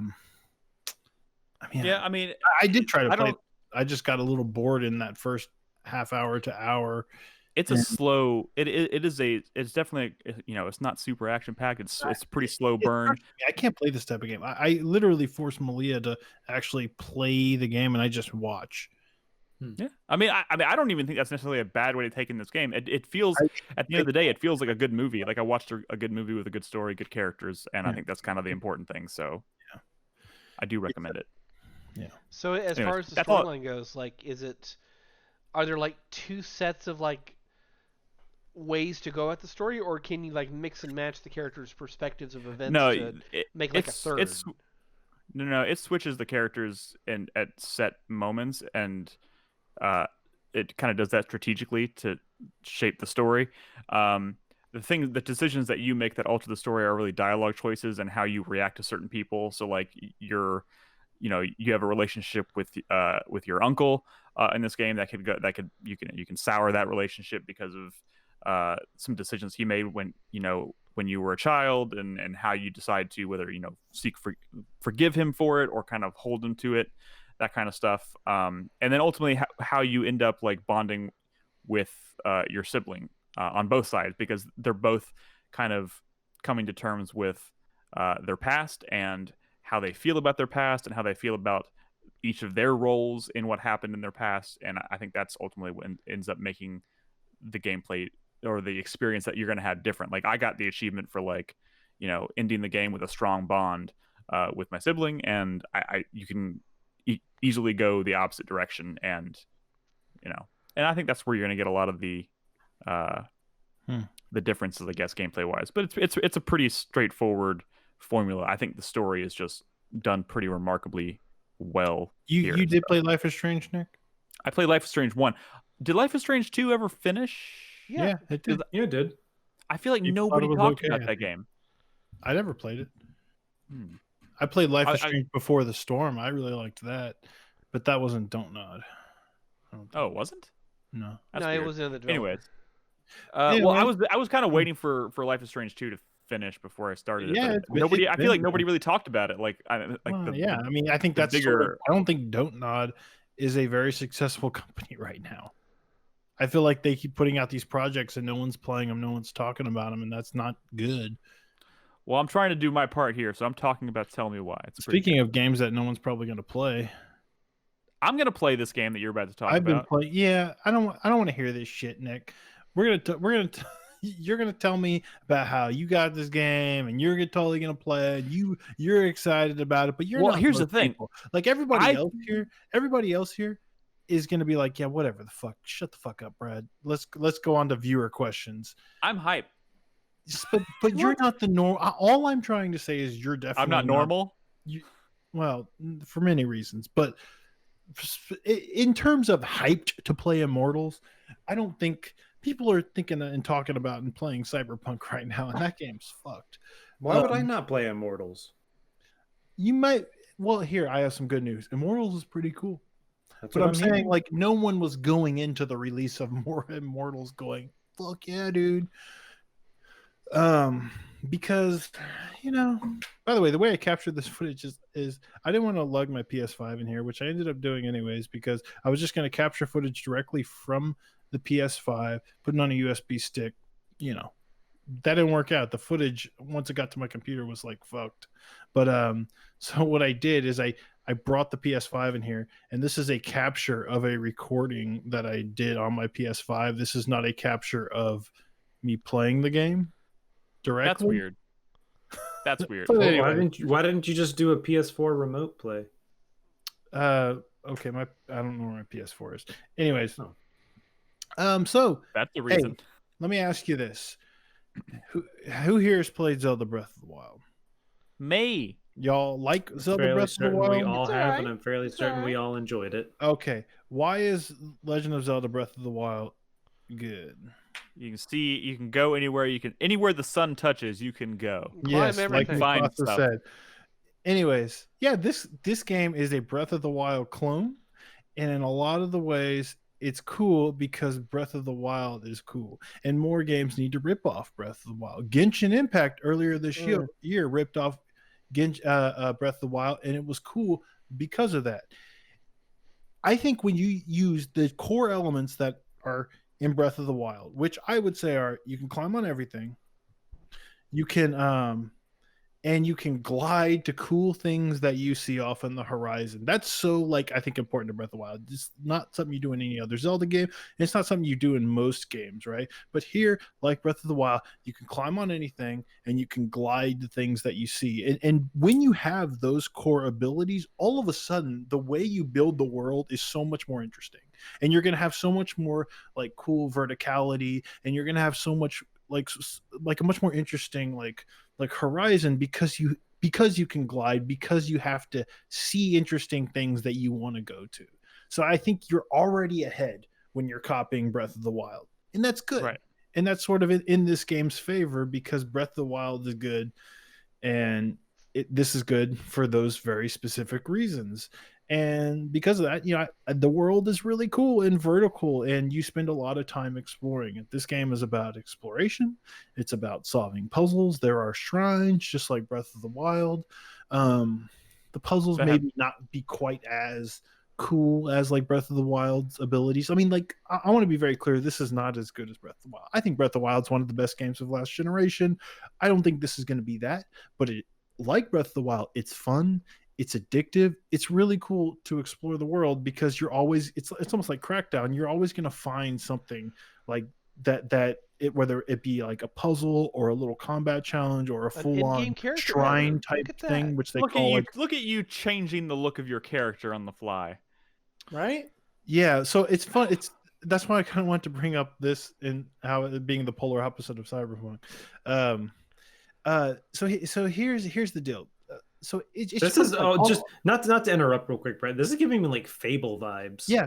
The art style is very Fable. This has got I'm playing this on PS5. This is the PS5 version of the game, and it's very colorful. It's very bright. There's a lot of visual charm and stuff. And I wish I could show off more here, but anytime, this is sort of your main hub where you're upgrading your character, and there's all these cool animations and stuff, and some of them are very goofy and slapstick, which was kind of I wasn't really expecting that sort of fun visual charm, but there's a lot and it adds a lot because You seem kind of worried about the humor at first before you So actually played it. I am because the way the humor is written, very specifically, sort of like the framing narrative for this game is it's Zeus talking to Prometheus up on his rock where Prometheus gets his liver eaten out or whatever the fuck, right? Because he stole fire from man. Whatever Mhm. the fucking Greek mythological story is, right? But it's Zeus Mhm. talking to Prometheus, and they're sort of telling the story of this character almost but Prometheus is kind of telling the story, but Zeus is chiming in like a funny way sometimes, and you'll get that narration as you're exploring the world and kind of finding more like story related events, and the writing of that narration is a little corny. I've heard some people describe it as borderlandsy, but Hmm. I So a mean, humorous version of Gears of War Judgment. Gotcha. what? Gears of Okay, War yeah, Judgment. sure. That Reference that no seems one in gets because who the fuck entire played like Gears of War Judgment? storyline thing Sure. about Gears of War Judgment is that it's Baird telling a Yeah. story, narrating it, and at certain times he'll be able to embellish what happens for gameplay modifiers. Yeah. Whatever. Yeah. Yeah, I believe you. It's not that even probably that creative, honestly, in terms of the way it plays out. But it is a thing that's there, and it can rub people the wrong way. But like everything else in this game is like very likable. Even like the combat, which some people say this is like Breath of the Wild meets Assassin's Creed or whatever, right? I don't play a lot of Assassin's Creed games. I played enough of all the last few games to know that I don't really like the combat in those games. I mean, it's a thing you kind of do, but it's not very enjoyable. Here, I kind of like fighting things. You're very nimble and agile, and you get a lot of. Unlike Cyberpunk, like every time you put a point into like an ability, it feels like significant. Like, oh, you're really gonna like exponentially boost my damage for this skill for one skill point. Okay, I'll take it, and you feel really powerful. And I'm playing on like a harder difficulty, and there's some like tough fights and stuff, but like this is a pretty like fun breezy game. Even if you might run into like a difficult like combat encounter. Just you're constantly getting like rewards in the world, like much like every time you finished a shrine in Breath of the Wild, you would like get something that would like add up to like boost your stamina, right? Same thing in this Mhm. game. There's Vault of Tartaruses. They're just like shrines. At the end of them, you get a Zeus lightning. You get 5 Zeus lightnings. You can upgrade your stamina, but it feels significant because not only is your stamina the thing you need to like climb everywhere and to sprint far, but it's also like your the energy for your like combat skills, which can be really powerful, right? So you always want to upgrade your stamina, so that carrot's there, right? And there's all kinds of carrots for like upgrading your skills, unlocking skills, upgrading your weapons, and it's all really good. And when you find like armor around the world, it feels less like armor you get in Assassin's Creed and more kind of like the armor you would get in Breath of the Wild, right? Where it does like one thing, right? Like you might get that what's an example of like an armor from Breath of the Wild where Oh man. like, you might give one The that lets you like climbing run gear. really fast at night or something, right? Oh yeah. It's like Mhm. stuff like that. Like there's stuff like that with all the armor in this game. So even though you don't get a ton of it, like you're getting these sets of armor that's sort of like, okay, well, this lets me stun enemies easier, and this one lets me, get some stamina back from hitting a stunned enemy, and you don't have a lot of pieces of equipment. You just have like a helmet and some armor, and you have some skills that you pump up, but it's enough to where like I feel like I'm kind of doing this one thing, not like a build is almost like an exaggeration, but it's enough to make you always want the next skill or the upgraded skill or excited to see what a new piece of armor does. Like it's Holy simple in a way that you send enemies flying when It's you like, kill like them Team because- Rocket blasting off again. yeah, but it's cool, it's fun. Like this is a really colorful game, and there's I mean How does it perform on Immortals is PS5? good. Is it It performs great. I mean, it looks great. Like, look, Immortals is good. Not as good as Breath of the Wild, and it doesn't have the waifus of Genshin Impact, but like this is You have like waifus in Genshin Impact, Brad? yeah, okay. Well, some people do. You know. I was Um, hoping for a waifu update later on in the podcast. But I mean, my God, if you like Breath of the Wild, and who doesn't? like this is a game, and you don't want to deal with gotcha stuff from Genshin Impact. Like, I don't, what is it, $60? Look, I'm not saying like maybe go out and buy it right now. Everyone just spent $60 on Cyberpunk or whatever the fuck, right? But like this game's pretty fun. It's got, I mean, did I tell you about the part where you can climb and then glide to cool shit? Because it's got that, man. Yeah, I do believe you mentioned that. You know, to be honest, after our conversation today, and I was already thinking about this too, because in regards to Cyberpunk, I think I feel pretty comfortable with the idea of maybe coming back to Cyberpunk later and instead focusing on something like this. So This in game is regards to super your chill. comment, Nick, It's chill. about stopping to play Tell Me Why, I've actually done that. The only reason I played Cyberpunk recently was to capture footage. I've been playing Hades and I've been playing Bug Snacks, mainly just because I don't Talk think I'm about going to Bug finish Snacks. Cyberpunk before the end of the year, and maybe I should wait until the game performs a little bit better. I don't know. So I've been thinking about putting it down. It's inevitable. It's gonna perform better, and you know Yeah. something like this. It's funny because like this game came out strange. Like it's weird that Ubisoft cannibalized their own sales of like you know this game by releasing it so close to Assassin's Creed Valhalla, because you know they're both massive Ubisoft open world games. But like I can't imagine there's a ton of people out there who picked up both. And Assassin's Creed has the name recognition, the brand recognition that most people probably went that direction. But this looks maybe more. It's chill, More it's fun, it's breezy, it's addictive, it's colorful. Look, man, this is not going to win anybody's game of the year. It's just not. It's I not. bet you it will. It's a, I it's bet a you challenge. $10 it will. Well, no, because they're going to give it to Hades, right? If you notice that, like every outlet's giving it to Hades. I don't know if I mean, I'm it not giving it to deserves it, Hades. sure, but I've never seen an indie dominate. Game so hard. Awards didn't. Well, that actually kind of surprised me, honestly. But you know, Keeley, he's too corporate. What am I saying? Yeah, like if you like looking off in a distance and like going, oh man, I wonder what's going on there. That's know? why I play. That's literally why I play open world games. Yeah, because I love again, that. It's not Breath of the Wild, but But people who really, what like Breath is of the Wild besides would Breath of the probably Wild? like this enough because I mean, you know, it's got a little bit of that Ubisoft like. One of the dumbest things in this game is what I'm about to show you here. So again, they're probably trying to copy from Breath of the Wild, where you're always kind of looking off in the distance and marking something, right? Well, this Right. is very Assassin's Creed, and you can like mark everything that when the controller like vibrates or whatever, and you see the reveal, and it just shows up on your mini map when you do that.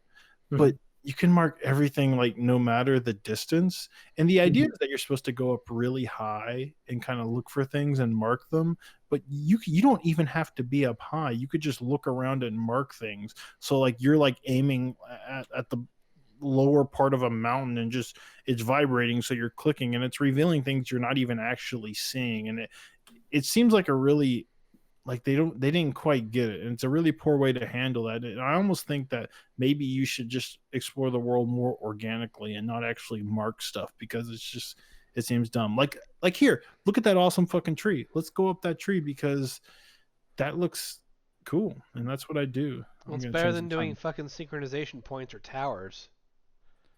Well, But- you know, this does still have some Ubisoft, you know, checklist stuff sort of in there, but I've just like I'm not even really been following the main story because there's such a big world just to kind of like explore and get shit that makes your character stronger. And fucking I like doing that. I like solving puzzles. So So I would how say often I is would it- You can Sorry. control your arrow, you know? Yeah. That's always saw the that. best thing in video games, controlling your I arrow. was kind of curious, Brad. I looked it up. You can get this on Epic Game Store right now. It's on sale for $40, and I think right now they just put out like a $10 coupon. Oh shit. So in yeah. theory, you can get this game for $30. $30, this is a steal. It's like the anti-Cyberpunk. If you're just tired of your game crashing and yell and shoving dildos down your throat like all day long, did my footage just crash? That'd be funny. Yeah, it literally just crashed. That's hilarious. I think it's Spoken. finished. I think it's not looped. Anyways, started. yeah, I mean, fuck, I've been enjoying it. I don't think that's gonna sell it to anyone right now because I'm sold. everyone's thinking about game of the year, and this ain't it, but it is It is fun. Even if it's not your game of the year, it could easily still be one of your favorite games that you've Yeah, played dude. this year. When this thing drops in price, like in this thing, my God, Ubisoft games, like their premier games, will drop in price super fast. This thing that no one's talking about right now because everyone's playing Cyberpunk. My God, why didn't they delay this? Yeah, they sent they This thing's kind of gonna sent this be out there to die, but it's been getting some attention. Not a ton, not Cyberpunk attention, but no. I mean, no. I mean, like, look, even people who haven't paid. I've actually have heard from a fair number of people who have tried this and didn't really like it all that much. So it's not like everyone playing it is in love with it. I mean, what is it on Metacritic? I mean, it's not like Days Gone scores, but I mean, it is in the 70s. Whoa. You know, so it's not Whoa. like everyone's in love with this Shots fucking game. All I'm saying is, Back up a second. I don't see how someone could love Breath of the Wild and not at least get some enjoyment out of Nick, this. he's trying to get you to play the fucking game. Don't fall for the Yeah, bait. he already has the game. He's already gonna play. Yeah, I own the game. It's like right Yeah. there. So it's a 78 on Metacritic, Brad. Yeah, which is feels right, you know, but it's a hard 78 and not a what are we doing 78 like Cyberpunk. What is Cyberpunk at? Actually? 87 on Yeah, they were Metacritic. promised bonuses if it was going to be over 90%, which everyone thought was like, oh, of course it will be, right? But then it wasn't because it's a disaster. And so CD Projekt Red came out and said, we're still going to give you your bonuses anyways, because I guess that would be sort of fucked up. You think? Right. But you know what? The Fallout New Vegas guys didn't get their bonuses, so True. Bummer. All right. That's it for games. Quickly. Still playing Yakuza. It's great, fantastic. What was the did you get to the chapter 12 difficulty spike? Not yet. The last thing I did was I was doing a side quest with Moichi. What is the little mascot from the city? I forget what his name was. The little mascot when he's doing his little dance thing or whatever. Anyway, all right, I'm not gonna get into details. And then also Hades. I've been playing a little more Hades. I actually got to Hades last night. I think on my 13th run. Nice. Either 12 or 13. But I didn't realize he had two forms, and so I fucked myself not fighting him properly. Let me tell you this, because none of you will probably get to that at this point because it takes a while. But eventually, if you play enough Hades and through the Pact of Pain, there is this thing called extreme measures. So like one of the coolest things on the Pact of Pain is a thing called extreme measures. And what it'll do is if you start pumping points into that, it'll make each boss like harder, and not just harder, but like change up the boss's fights, and honestly pretty significantly for some of them. It's the sort of thing where you'll want to see it. And all I'll say is when you finally unlock Extreme Measures 4, it is a third form for Hades, a third phase for Hades, and it is crazy difficult. But the music is the only time you'll get this music track in the game is fucking rad. Like the metal slaps even harder. Like you didn't think it could go that far, but man, it does in Hades's third form. So it's pretty cool. Yeah, I'll never see that. Well, I mean, it's not that. I mean, it's hard, but you'll get. Yeah, I mean, you're closer to getting there at least, Nick. But Well, I know, but I mean, I played the game for like 55 hours, and I don't know if I'm gonna go back to it. well, We'll see. relevant. They finally added cross saves. I know, but I don't want to double dip yet. I don't know. Fuck You you then. dipple dip all the time. What the fuck are you I know, talking but about? like, Weird but physical. like not usually on a game that I like just finished. Like, I don't know. Maybe I will. You do it. We'll see. Not we'll usually see. on I his fourth also- favorite game of I also I played through the campaign of the new COD Black Ops Cold War.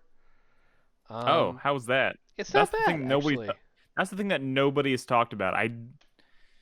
Well, Still I can't bet believe. other podcasts have talked about that, just not ours. It's Well, I know, but like I'm usually I still kind of pick up here and there when people start talking about that kind of about the Call of Duty campaign. I'm usually at least aware that the thing released. Yeah, Call of Duty sort of This- morphed into a different thing these days, though. So it's they're probably talking about the multiplayer or the black, whatever. the whatever. the Zombies. battle royale stuff, the Battle Warzone Royale stuff. Yeah, stuff. it's it's interesting in some aspects. I won't go too far into it, but they're trying. It seems as if they're trying to take the new Modern Warfare saga that they started with the last game, and then they're making it canonically with the Black Ops stuff, because the main characters in the first two Black Ops are primary characters in this. In Cold War. In Cold War, but they also just like introduce like the bad guy from the first Modern Warfare game. Like he shows up and you talk to him and you do a bunch of stuff. There's a lot of kind of like interesting spy stuff that they try to do with this. Your main boss, it looks like it really looks like Activision tried to get like Robert Redford to play like your main boss in this game, but they just couldn't afford him, so they just made a Robert Redford alike. But he's your boss as you go on these like quests and try to hunt down conspiracies in the 1980s. Robert Redford, like that's Ronald Reagan. How long did this campaign? How long did this campaign take you to finish? I'm imagining like 4 to 5 hours. Oh, maybe 5, 6. I hear. I was playing Hardened as well. So. Would you say this campaign is better or worse than the Modern Warfare? Because that last Modern Warfare game just didn't really do much for me. The last Modern Warfare, that game kind of left me angry at it. But I like this better. Okay. I think it's a better game. It looks wild. I kind of wanted to play it, but who knows? They really trying to play into like the history of the Black Ops franchise. How like they go into the numbers. They feature like the characters from those games popping up every now and then. You even play as some of them. A lot of fan service for people. Yeah, there's a shit ton of fan service in this. I was cool. honestly I like surprised fan service sometimes. Any other quick mentions from anybody? I'm still pushing through Visage, and that game is very good. I am playing some cool stuff, but I'll just mention their names. Not really saying about them. I started playing this game called Hunt Down on my Switch, and it's fucking rad. I'll talk about it at some point.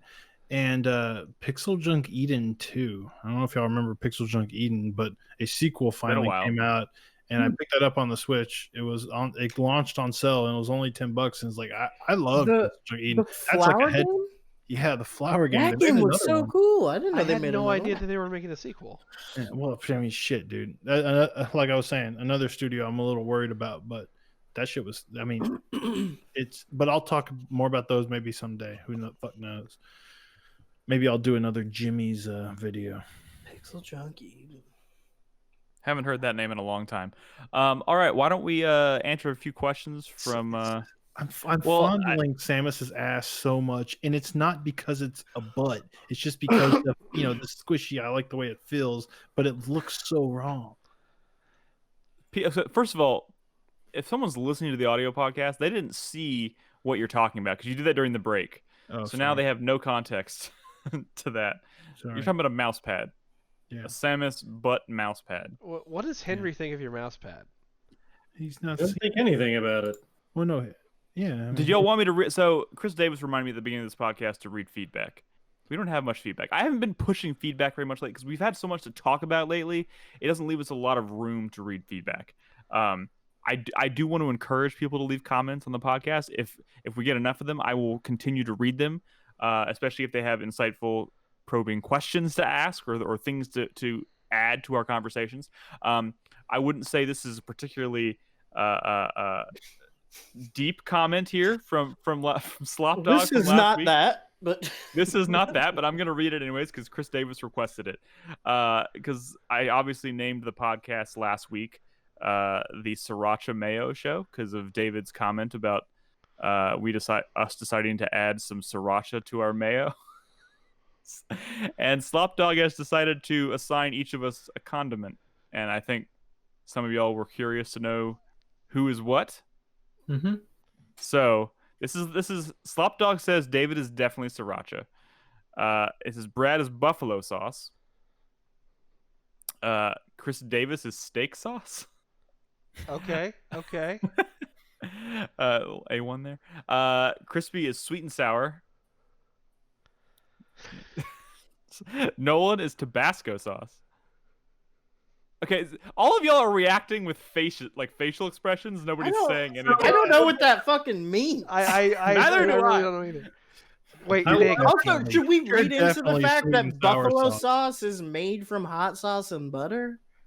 So like, Brad is Yeah. it's Frank's. Basically. The original is Frank's Red Hot and margarine. Yeah.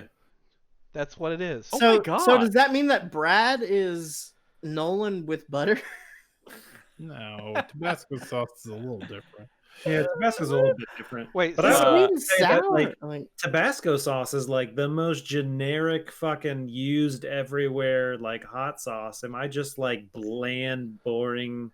But I don't think Yeah. no, you're not bland. Tabasco sauce has a flavor. I know it has a flavor. Buffalo Tabasco sauce, you sauce is- drench it. Whatever you put buffalo sauce on, it drench. So what does that? Well, say? and like these are when you said condiments, I was thinking like stuff you might put on a table, yeah, like ketchup. like or not mustard. not like these prepared specific use sauces. I don't know, like who's ketchup, who's mustard, who's mayo. You know, He does, Like I feel He like does Nick not is mayo. sweet and sour. Are you saying like sweet and sour like on sweet and sour pork, or are you saying like the stuff you get in cups at McDonald's for your chicken nuggets? Like, That's not so. Are those not You're the sweet and same? sour sauce because you're for children, Crispy. oh my, Wait, what the fuck does that mean? Nick, you didn't see what yours was. Sweet and sour sauce is for kids. Wait, wasn't Chris Uh, Davis flour? He said, I am, or Nick is mesquite barbecue sauce. Yeah, like Yeah. why mesquite? I have no idea. That's He does oddly say specific. none of the. Smoky. He says none of these are meant to make fun of any of you. You are all genuinely delicious fellows. This is just That's all I've I got. picture Sausages. myself as more of like a garlic aioli. That's Yeah, what I, I you're can just see that. mayonnaise, is what you're saying. You're just Aioli. mayonnaise. It's mayonnaise with garlic. So, and what he's saying is that I am worthless Maybe like a garlic because a truffle. good steak doesn't need sauce. That is true. That is true. Oh shit. He's saying Okay, I'm fucking okay. worthless. I'm calling. Okay, God yeah. damn it, slop dog. But you can believe that and still like steak sauce. That's true. Yes. Yeah. Like steak sauce on a burger is pretty good. There you go. Throw some So fried onions on that. a So little I'm bit of not steak fulfilling my sauce. actual purpose. Got yourself So going. So while Slopdog's comment is not necessarily representative of what we're looking for every week, I do want to encourage everybody. If there's anything y'all would like to, I mean, that was fine. It was fun. I'm just saying, if there's anything out there that you want to, if there's anything you'd like to add to any of our conversations or any questions related to conversations we have on the podcast, we encourage you guys to leave them on as a comment on the post for the episode. So you can go to 4playernetwork.com, find the post for this episode, leave a comment there, and we'll read it next week. I'll get back in the habit of it. It's just been a few weeks. We've had a lot to talk about, and it's just haven't been able to make much time for feedback, but I'll get back to it. So anyways, let's answer a couple questions from our supporters on Patreon and Twitch. Nolan, are you ready to go with that? I want some steak now, and some wings. Fuck. All right, let's just go with the oldest unanswered question. About poop. Okay, no questions about poop. God damn it, Nolan! Stop gravitating towards the questions, guys. All we want to do is talk about video games and movies and pop culture. No. And maybe not anything Osama bin Affleck sends us. Yeah, maybe we should stop reading questions from Osama bin Affleck. I'm just kidding. We love you, Osama bin Affleck. First question this week. This was asked November 12th, so it's been over a month. From Osama bin Affleck. Oh, God damn it, Nolan. I sometimes hear you guys say that, quote, that's a horrible name when you hear a really, really no good bad name for a game. Like Immortals Fenyx Rising. What's a Hunt game down. or a game series that you think is really good but has a horrible name? Wait, Oh, Horrible name. It's a game that you like but has a bad name. Immortals Fenyx Rising. I was just thinking about this. Leisure Suits Larry, just because Hunt it's hard down. to say. Hunt down. Wait, what? Hunt down. Oh no, God, there's gotta be some big ones out there. I think the Magna idea. Carta. No, serious. Like, think of games that you actually play and enjoy. Yeah. I think the Batman Arkham series, like the idea of using Arkham in every title was Yeah. I would agree with that. very I mean, dumb. I mean, I get why they did it because they wanted to maintain some sort of cohesion as like a Sure, all these franchise. games are related to each other. Yeah, I Well, don't other think than like Batman. Arkham City is a weird name. Arkham Knight is a weird name. Arkham Origins, because Arkham Origins isn't even about the origin of Arkham Asylum. Like, Correct. I don't know. Well, It's fucking as far as stupid. like the first 3 games, Asylum, Origins, and City, like technically those took place in a prison. Like Real Arkham one. Knight doesn't make sense because it takes place in just Gotham. No, but Arkham Knight is referring to a character. I think we're going way too. Yeah. What's I up? got It's one. all right. The Legend of Also, yeah, the whole idea that Arkham Knight was a thing. Yeah, The Legend of Zelda. yeah. Very good. Jedi Not Fallen about Order. a Legend of Zelda, man. Wait, you think that's a bad name? Jedi Fallen I Order. think The Legend of Zelda is The name doesn't make sense. The Legend of Zelda. It should be like Honestly, the the Legend of Link makes more sense just because the game is about him, but there is no actual Legend of Zelda in any of those. It should be. It should about be a the Legend Legend of Zelda in the Hyrule. second game. Yeah, that would be good. Legend of Hyrule, or Well, there Legend was of Hyrule, the, right? the Wand of Gamelon, which was There's a this- game where you play shut Zelda. up, Chris Davis. No, I'm we just don't talk saying. about that game. We don't talk about that game. There's an important distinction to be made between thinking The Legend of Zelda is a bad name because it doesn't make a lot of sense versus Immortals Fenyx Rising, which is just a bad name because it hurts your That's ears when it hits your. Her name is You know, like- Fenyx, by the way, spelled I think- ENYX. That game, think- that I game think used to be the- called Gods and Monsters, and that was so just that was Yeah. so much The, better. the whole like I think we can all agree that the whole naming convention of like name colon subtitle that is like almost required in AAA game development nowadays is fucking stupid. It's Yeah. the worst. I would agree. I don't know how I'm gonna get shit for this, but I do kind of feel like Monster Hunter is a dumb name. Just 'cause- Oh, I remember the one I was thinking of. Detroit Become Human is the worst name ever. Ever. Why is it That's- called Detroit? Is it in Detroit? It Yes, does it's in Detroit. take place mostly in Detroit. Eh. Not that that matters at all. But like the become human part has nothing to do with the pre and post colon names have nothing to do with each other in that title. Resident Evil's not a dumb name. Resident Evil's cool. It's kind of Although a dumb name Biohazard's compared to even cool. Biohazard. They're both cool. Biohazard makes The- sense. The sickest part was that the Evil Within, which is also a cool name, was called Psycho Break in Japan, and that's even cooler. Yeah. So just like Resident Evil, yeah, Maybe Death Stranding.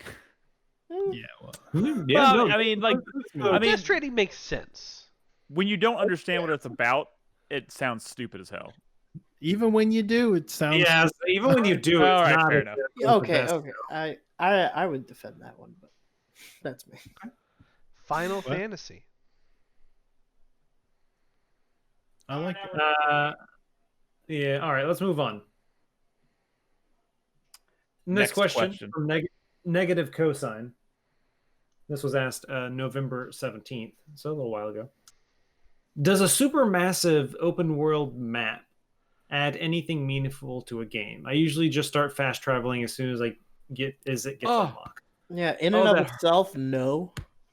You have to populate it with meaningful stuff because, like, I was thinking about it this week, and I was trying to put my finger on what it is about the world in Cyberpunk that's not doing it for me. And I kept coming back to, and I kept thinking of the worlds that do mean a lot to me, and there were a lot of them were sparsely populated. So I think there's a little bit of sensory overload going You on with don't have to Cyberpunk. fill with meaningful stuff, by the way. Yeah. Wait, what? You don't have to fill a world with meaningful stuff for it to be effective. Sure, Like Shadow of the Colossus is not filled with meaningful stuff, but I would not want to experience that world any other way. I mean, I think the giant sparse landscapes like add a lot to the. I think atmosphere. Shadow of the Colossus is a bit of the exception to the rule, though. That, I don't that's think more of an there's many. artistic expression than actual Yeah, there's functional gameplay and everything. It's a video. there. Well, hold I mean, on. there's Brad, I think the spirit of the question is it's like an open world Like I'm not saying Shadow of the Colossus is an open world, but I think they're describing more of something like a Breath of the Wild or a Grand Theft Auto or a like fucking Red Dead 2 kind of type thing. Because where to there's me, a giant world with a bunch of stuff to do. but like it doesn't. Here's the thing, because like the important thing in an open world to me is like if I start playing an open world game and I get this, if I get the desire to start fast traveling early in the game has done something wrong, in my opinion. Yeah. Because like I'm thinking about like Red Dead Redemption 2, because I think it's gonna be a long time before that world is topped for me, because that's a game where everything that happens in that world kind of unfolds organically and naturally, and it all kind of rewards you for just kind of taking in the world at your own pace and wandering have around to. and I mean, yeah, but you could fast travel. Fast traveling in Can that game is not Can convenient. you at fast all. travel? I wouldn't know. I never did it. You Yeah, can't I fast fast travel It's on not. foot. It's not any Right. more You convenient can, than you just can take a riding carriage somewhere. in a town, or you can set up a camp, and from that camp you can Oh yeah. travel to another place.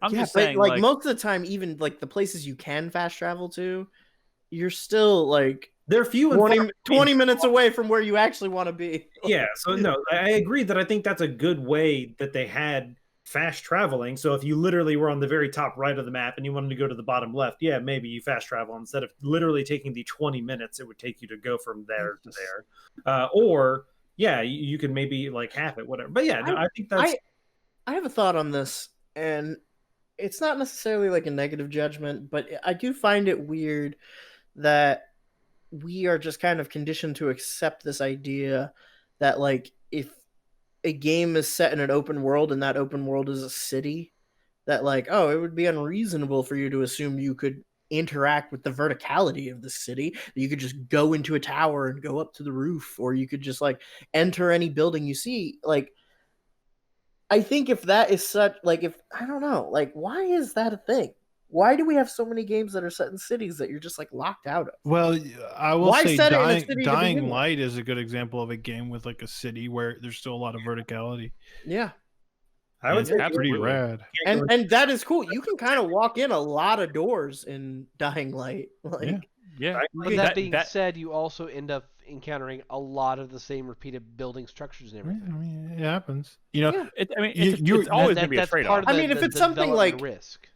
Something like Spider-Man even is like, okay, I get where you're coming from because you need the city to do the whole web slinging thing, right? Whole Spider-Man thing. But then that still opens up the entire top of that city. Like every rooftop is in your grasp because you can just like go there. You can literally climb walls.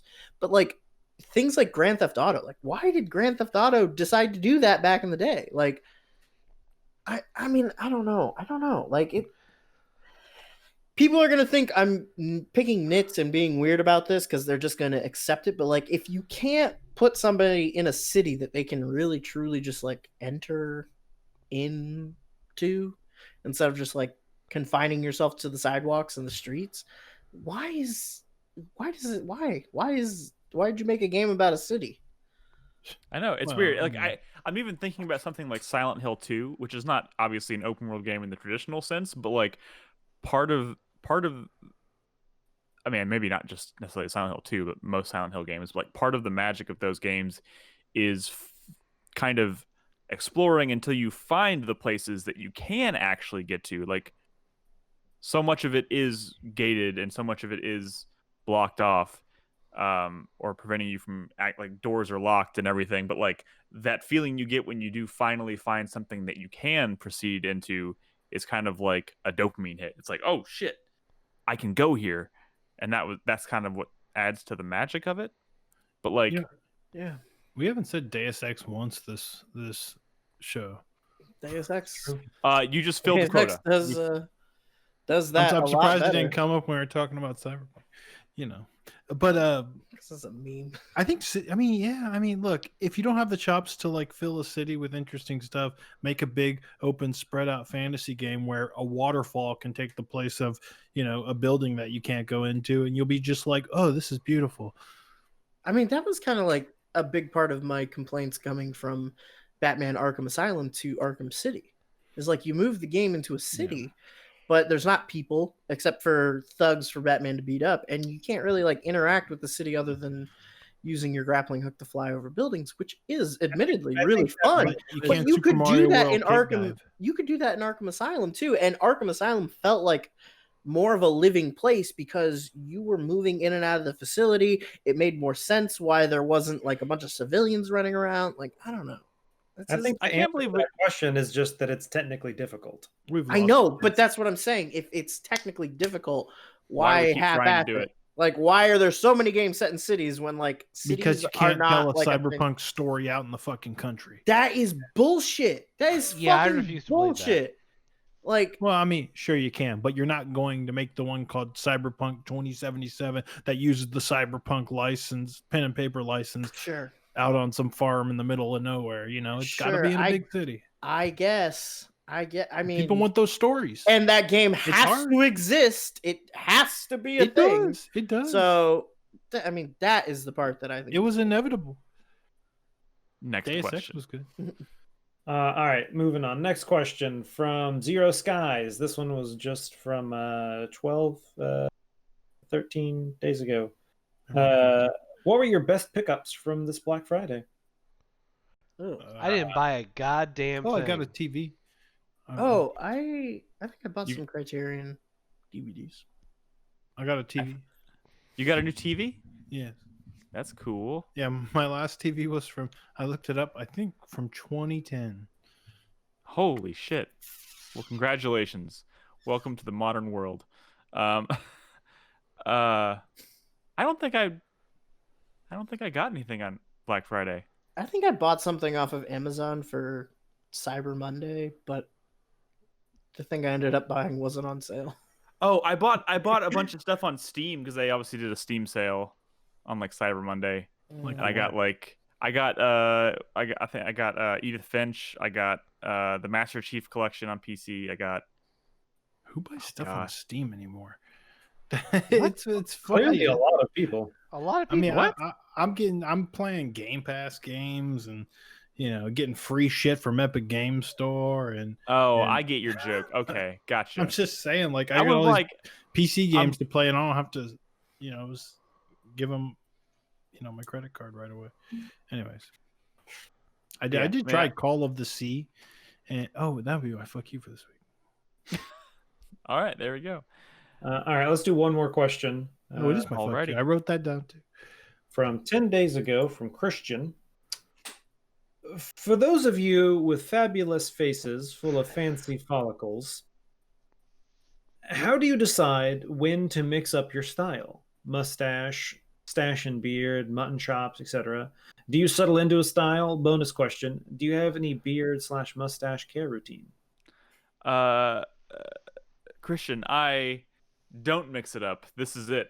This is what you see is what you get. I've been rocking this for this beard and what do you call it? I don't know. Beard and mustache combination for I don't even know how long. 10 years? Something along those lines. Facial hair 10 years ago? Say again? What? What? What? You grew facial hair 10 years ago. I don't think any Not- of it's not as style well. or facial hairs, so I don't know what to tell you. Yeah, I keep getting like I think I've gotten like a beard kit for Christmas like twice, and like it lasts like for a week. I start putting like oils and moisturize like lotions and stuff, and like brushing my beard, and then I just stop. And then I let the neck beard grow in a little too much. Do you remember that time in our lives when Brad didn't have the mustache or beard? No, I can't. Yes. And then I see every once in a while I see a picture of it, and I'm like, huh. I can't remember. Why? Like why a is that Nolan's the mouse sound you pad. make? It's not like, I jizz in my pants. Yeah, look at that picture on Nolan's mouse pad. I so hairless. He's so hairless. only had like 2 major changes of look in my life. One was in high school when I decided to let my hair grow out, and then one was in college when I decided to cut it all Went off. goth. No, it was more like I had I had really long wavy hair and I wore a bandana every day. And then one day in college, I just decided to go to a salon and I got it cut and I dyed my hair and I bought new glasses and everything and just like changed it. And I haven't really changed from that since. That's when you Last became the time- Crispy we all know and love. Last time I went to a barber and was like, oh, I think maybe I kind of like psyched myself up and was like, I think I might get him to try to do something different, like do a different look. And I sat down and I told the guy what I wanted, and he just kind of ended up giving me the same haircut I already had. And I was like, okay, I give up then. All right, this is it. I'm not gonna try anymore, I guess.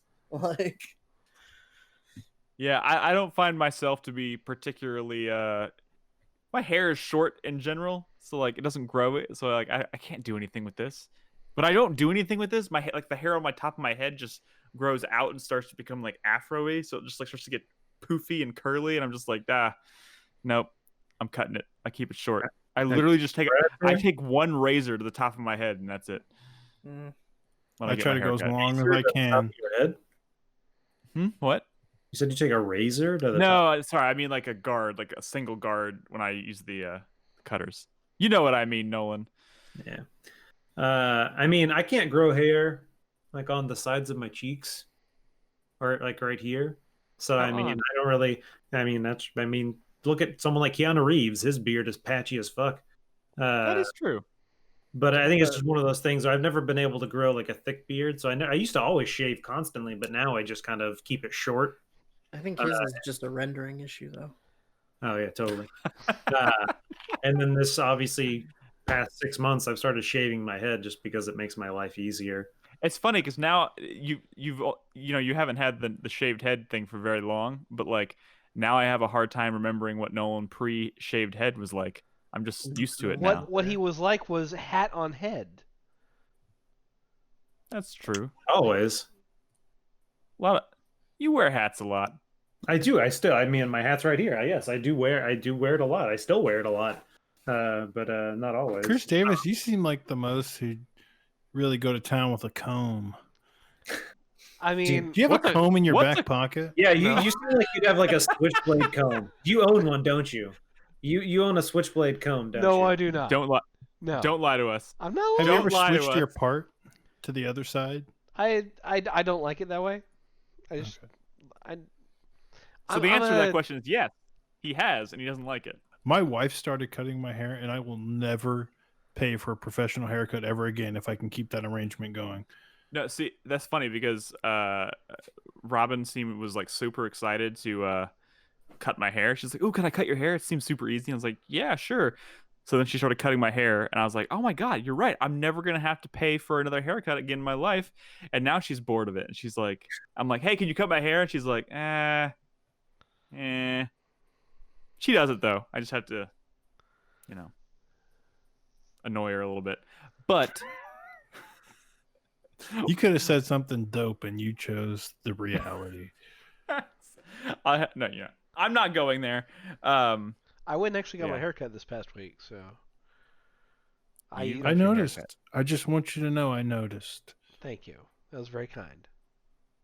I didn't. How dare you? Well, I noticed. Oh, sorry, that was our last question. Yeah, well, that's the last one we're going to do for today. We still have plenty more in our backlog, but the show's also super long, so we'll stop it for there. If you asked a question and we haven't gotten to it, don't worry, it's not lost. We'll get to it at some point in the future. Exactly. This show's not even like accidentally long or like stupidly long for no reason. It's just long because we talked a lot about Cyberpunk. For like almost an hour, yeah. That was a news topic, at least twice. And it was half an hour of footage. So I completely skipped the news topics because nobody really wanted to talk about the Game Awards. Oh, I will say one. Let me see. Maybe this could just be my fuck you. Okay. All right. 4-player minute. Let's wrap this show up. Hype, sweat, thank you, and fuck you, or any combination thereof. All right, Brad, you sound like you've gotten it all written down. I'm going to open my 4-player minute with a big fuck you to GOG and CD Projekt Red, who's the same company, by the way. If y'all didn't know, they posted the other day that Devotion was finally going to go on sale, And that game that was like censored because of Chinese or CCP pressure, whatever you want to call it, because they made fun of their leader and said he was like Winnie the Pooh, and it was an Easter egg. It got removed, but they're like, we're gonna wipe this game from the face of the planet. You will never make a dime. So Steam wouldn't sell it. Nobody would sell the game. GOG just randomly the other day is like, hey man, we're gonna sell Devotion, and then like 2 hours later they put out a tweet saying, you know what, we're not gonna sell Devotion.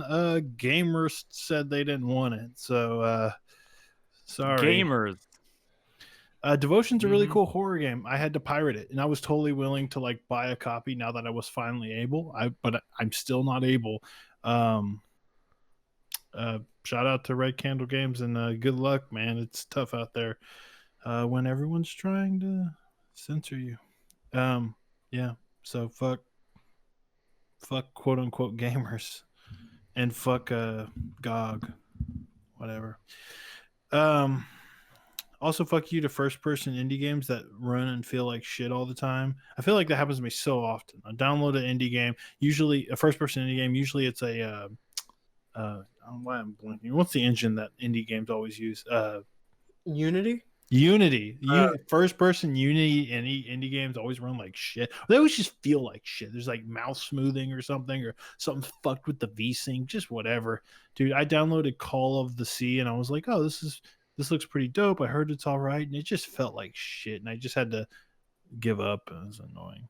My hype is for Hitman 3. They finally started showing some more Hitman 3 stuff, and it looks really good. It comes out in January. That's like fucking soon. It comes out in a month, and I'm excited.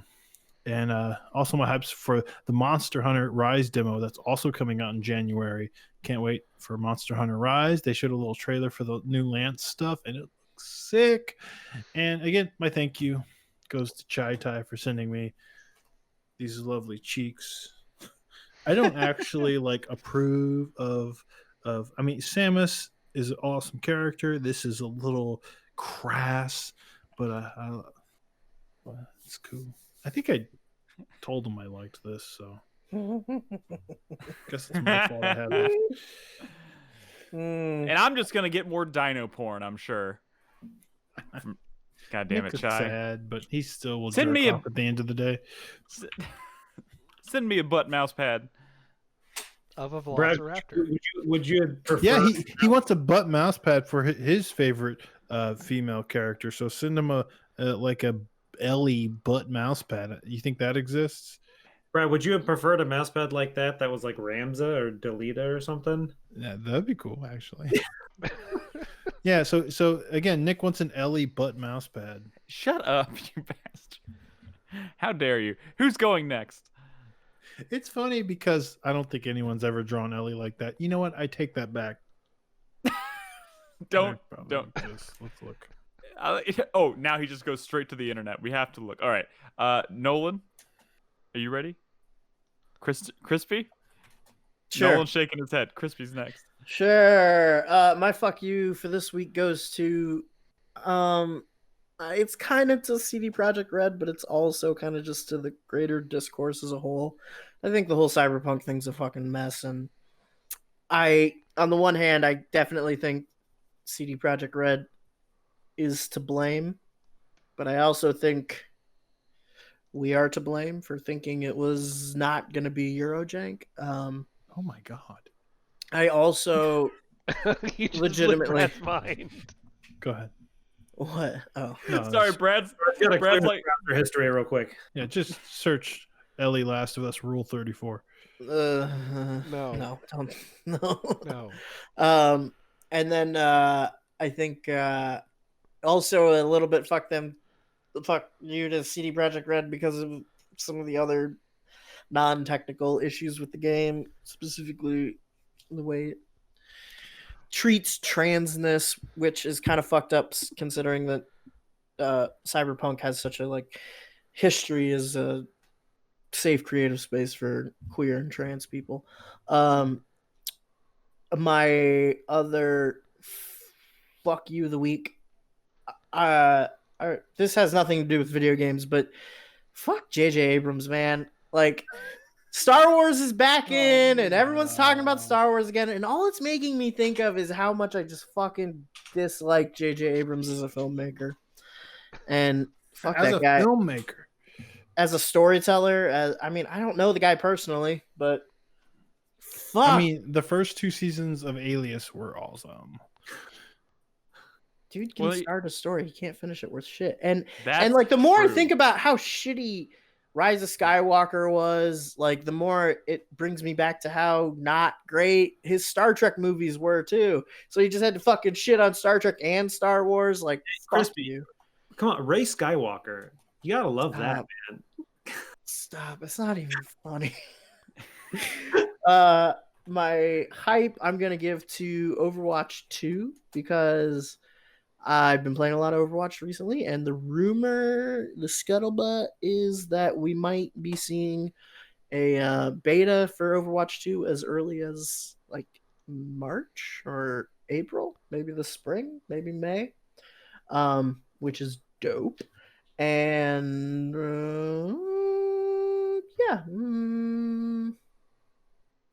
yeah, that's it. I'll just do those. Cool. Nolan, are you ready now? I'm ready. All right, my Star Trek Into Darkness was not all right at all.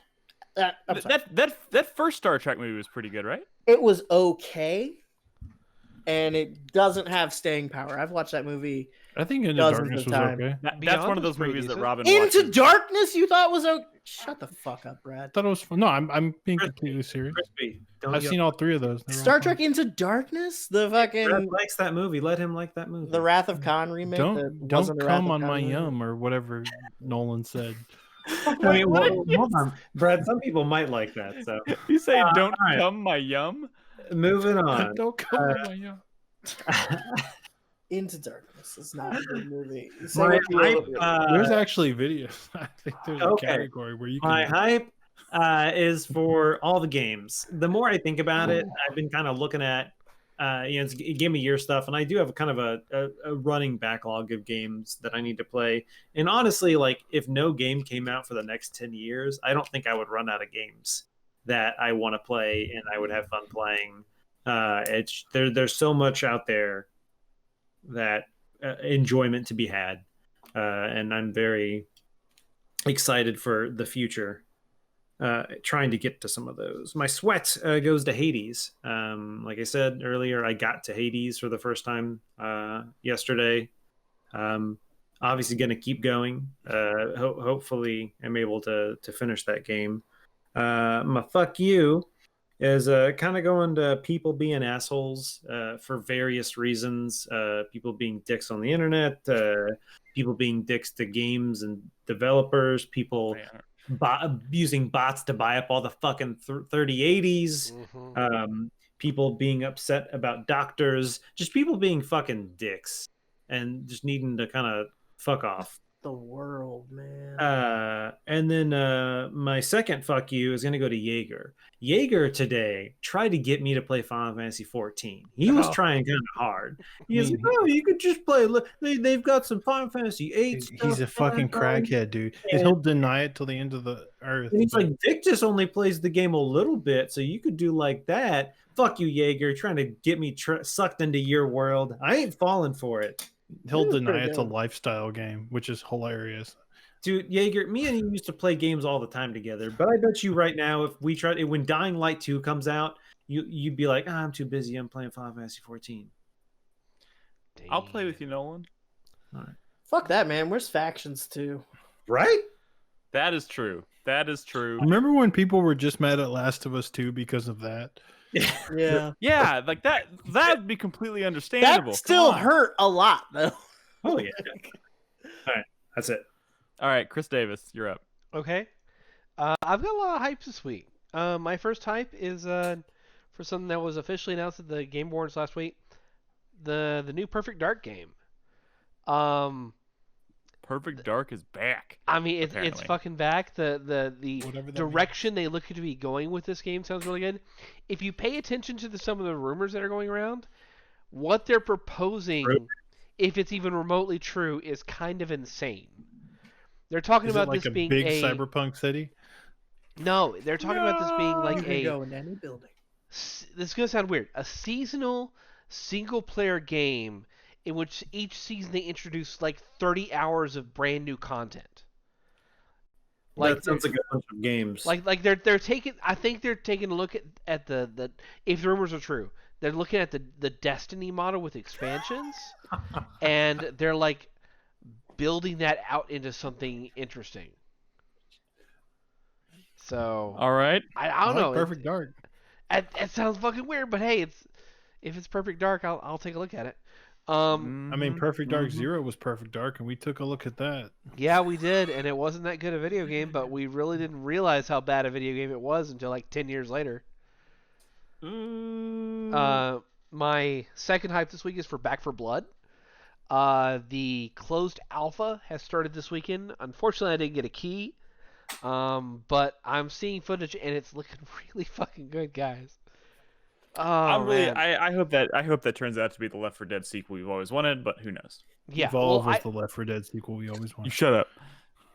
I mean, I've been looking for that like that co-op like semi single player multiplayer adversarial thing for a while now. That's the Left 4 Dead formula, because I played a shit ton of Left 4 Dead back in the day. Payday 2 got so many hours of my time. But like things like Hunt didn't really work for me. And I can't even remember the name of that other one that was by the ex Starbreeze devs. I don't know, the futuristic prison thing. I don't know. I don't remember. But I'm really hoping the scratch. I got nothing. Yeah, We'll it'll come see. to me later. My third hype this week is actually for Cyberpunk.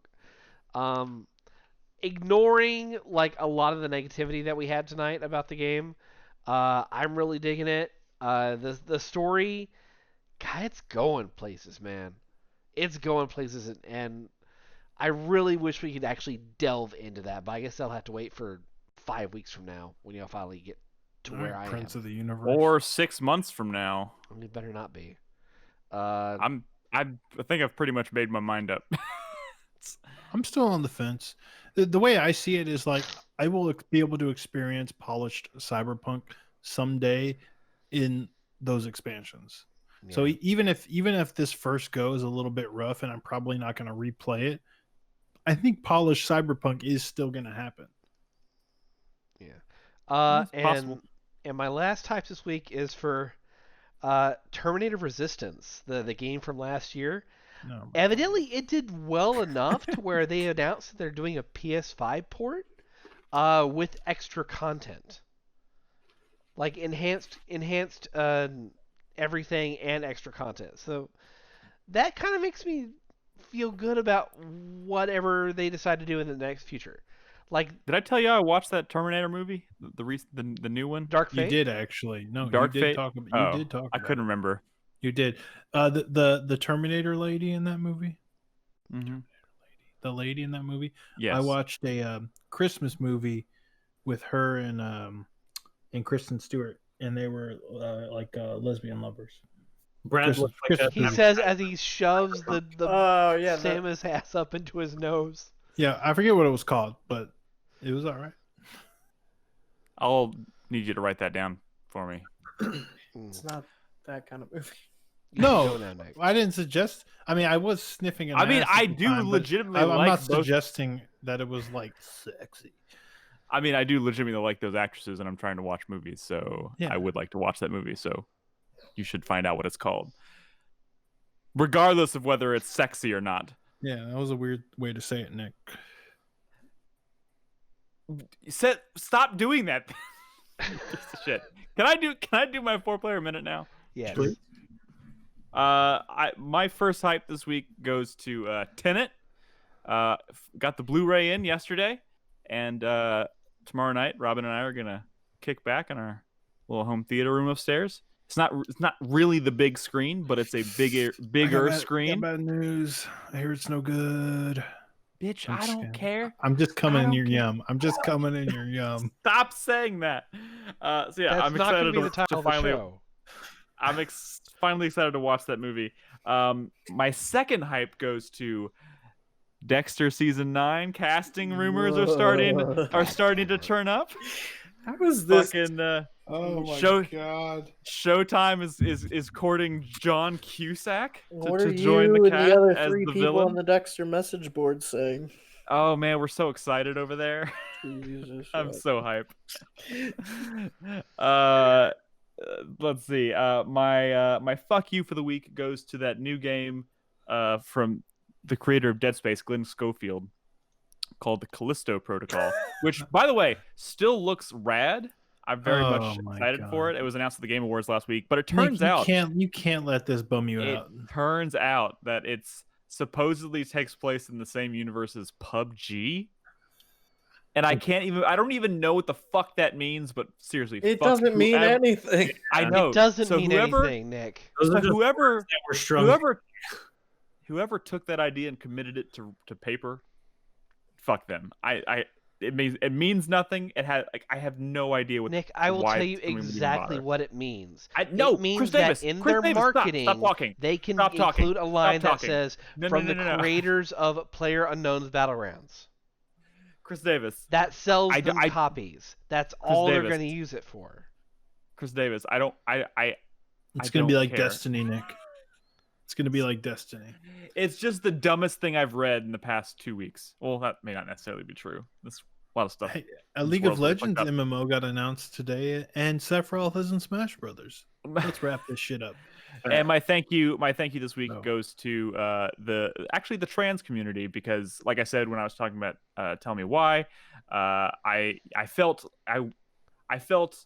ignorant to a lot of stuff, and I reached out on Twitter to see if anybody out there who is more familiar with the subject matter could tell me more about like how Dotenod handled it, if it was acceptable, and I got a lot of responses, and some people even signal boosted it and got a lot of responses from people wanting to educate me, I guess, which was nice. So There's some like articles out there you can read about that. They're Mhm. not all like, from what I hear, not all criticism from people and trans people has been positive about that game.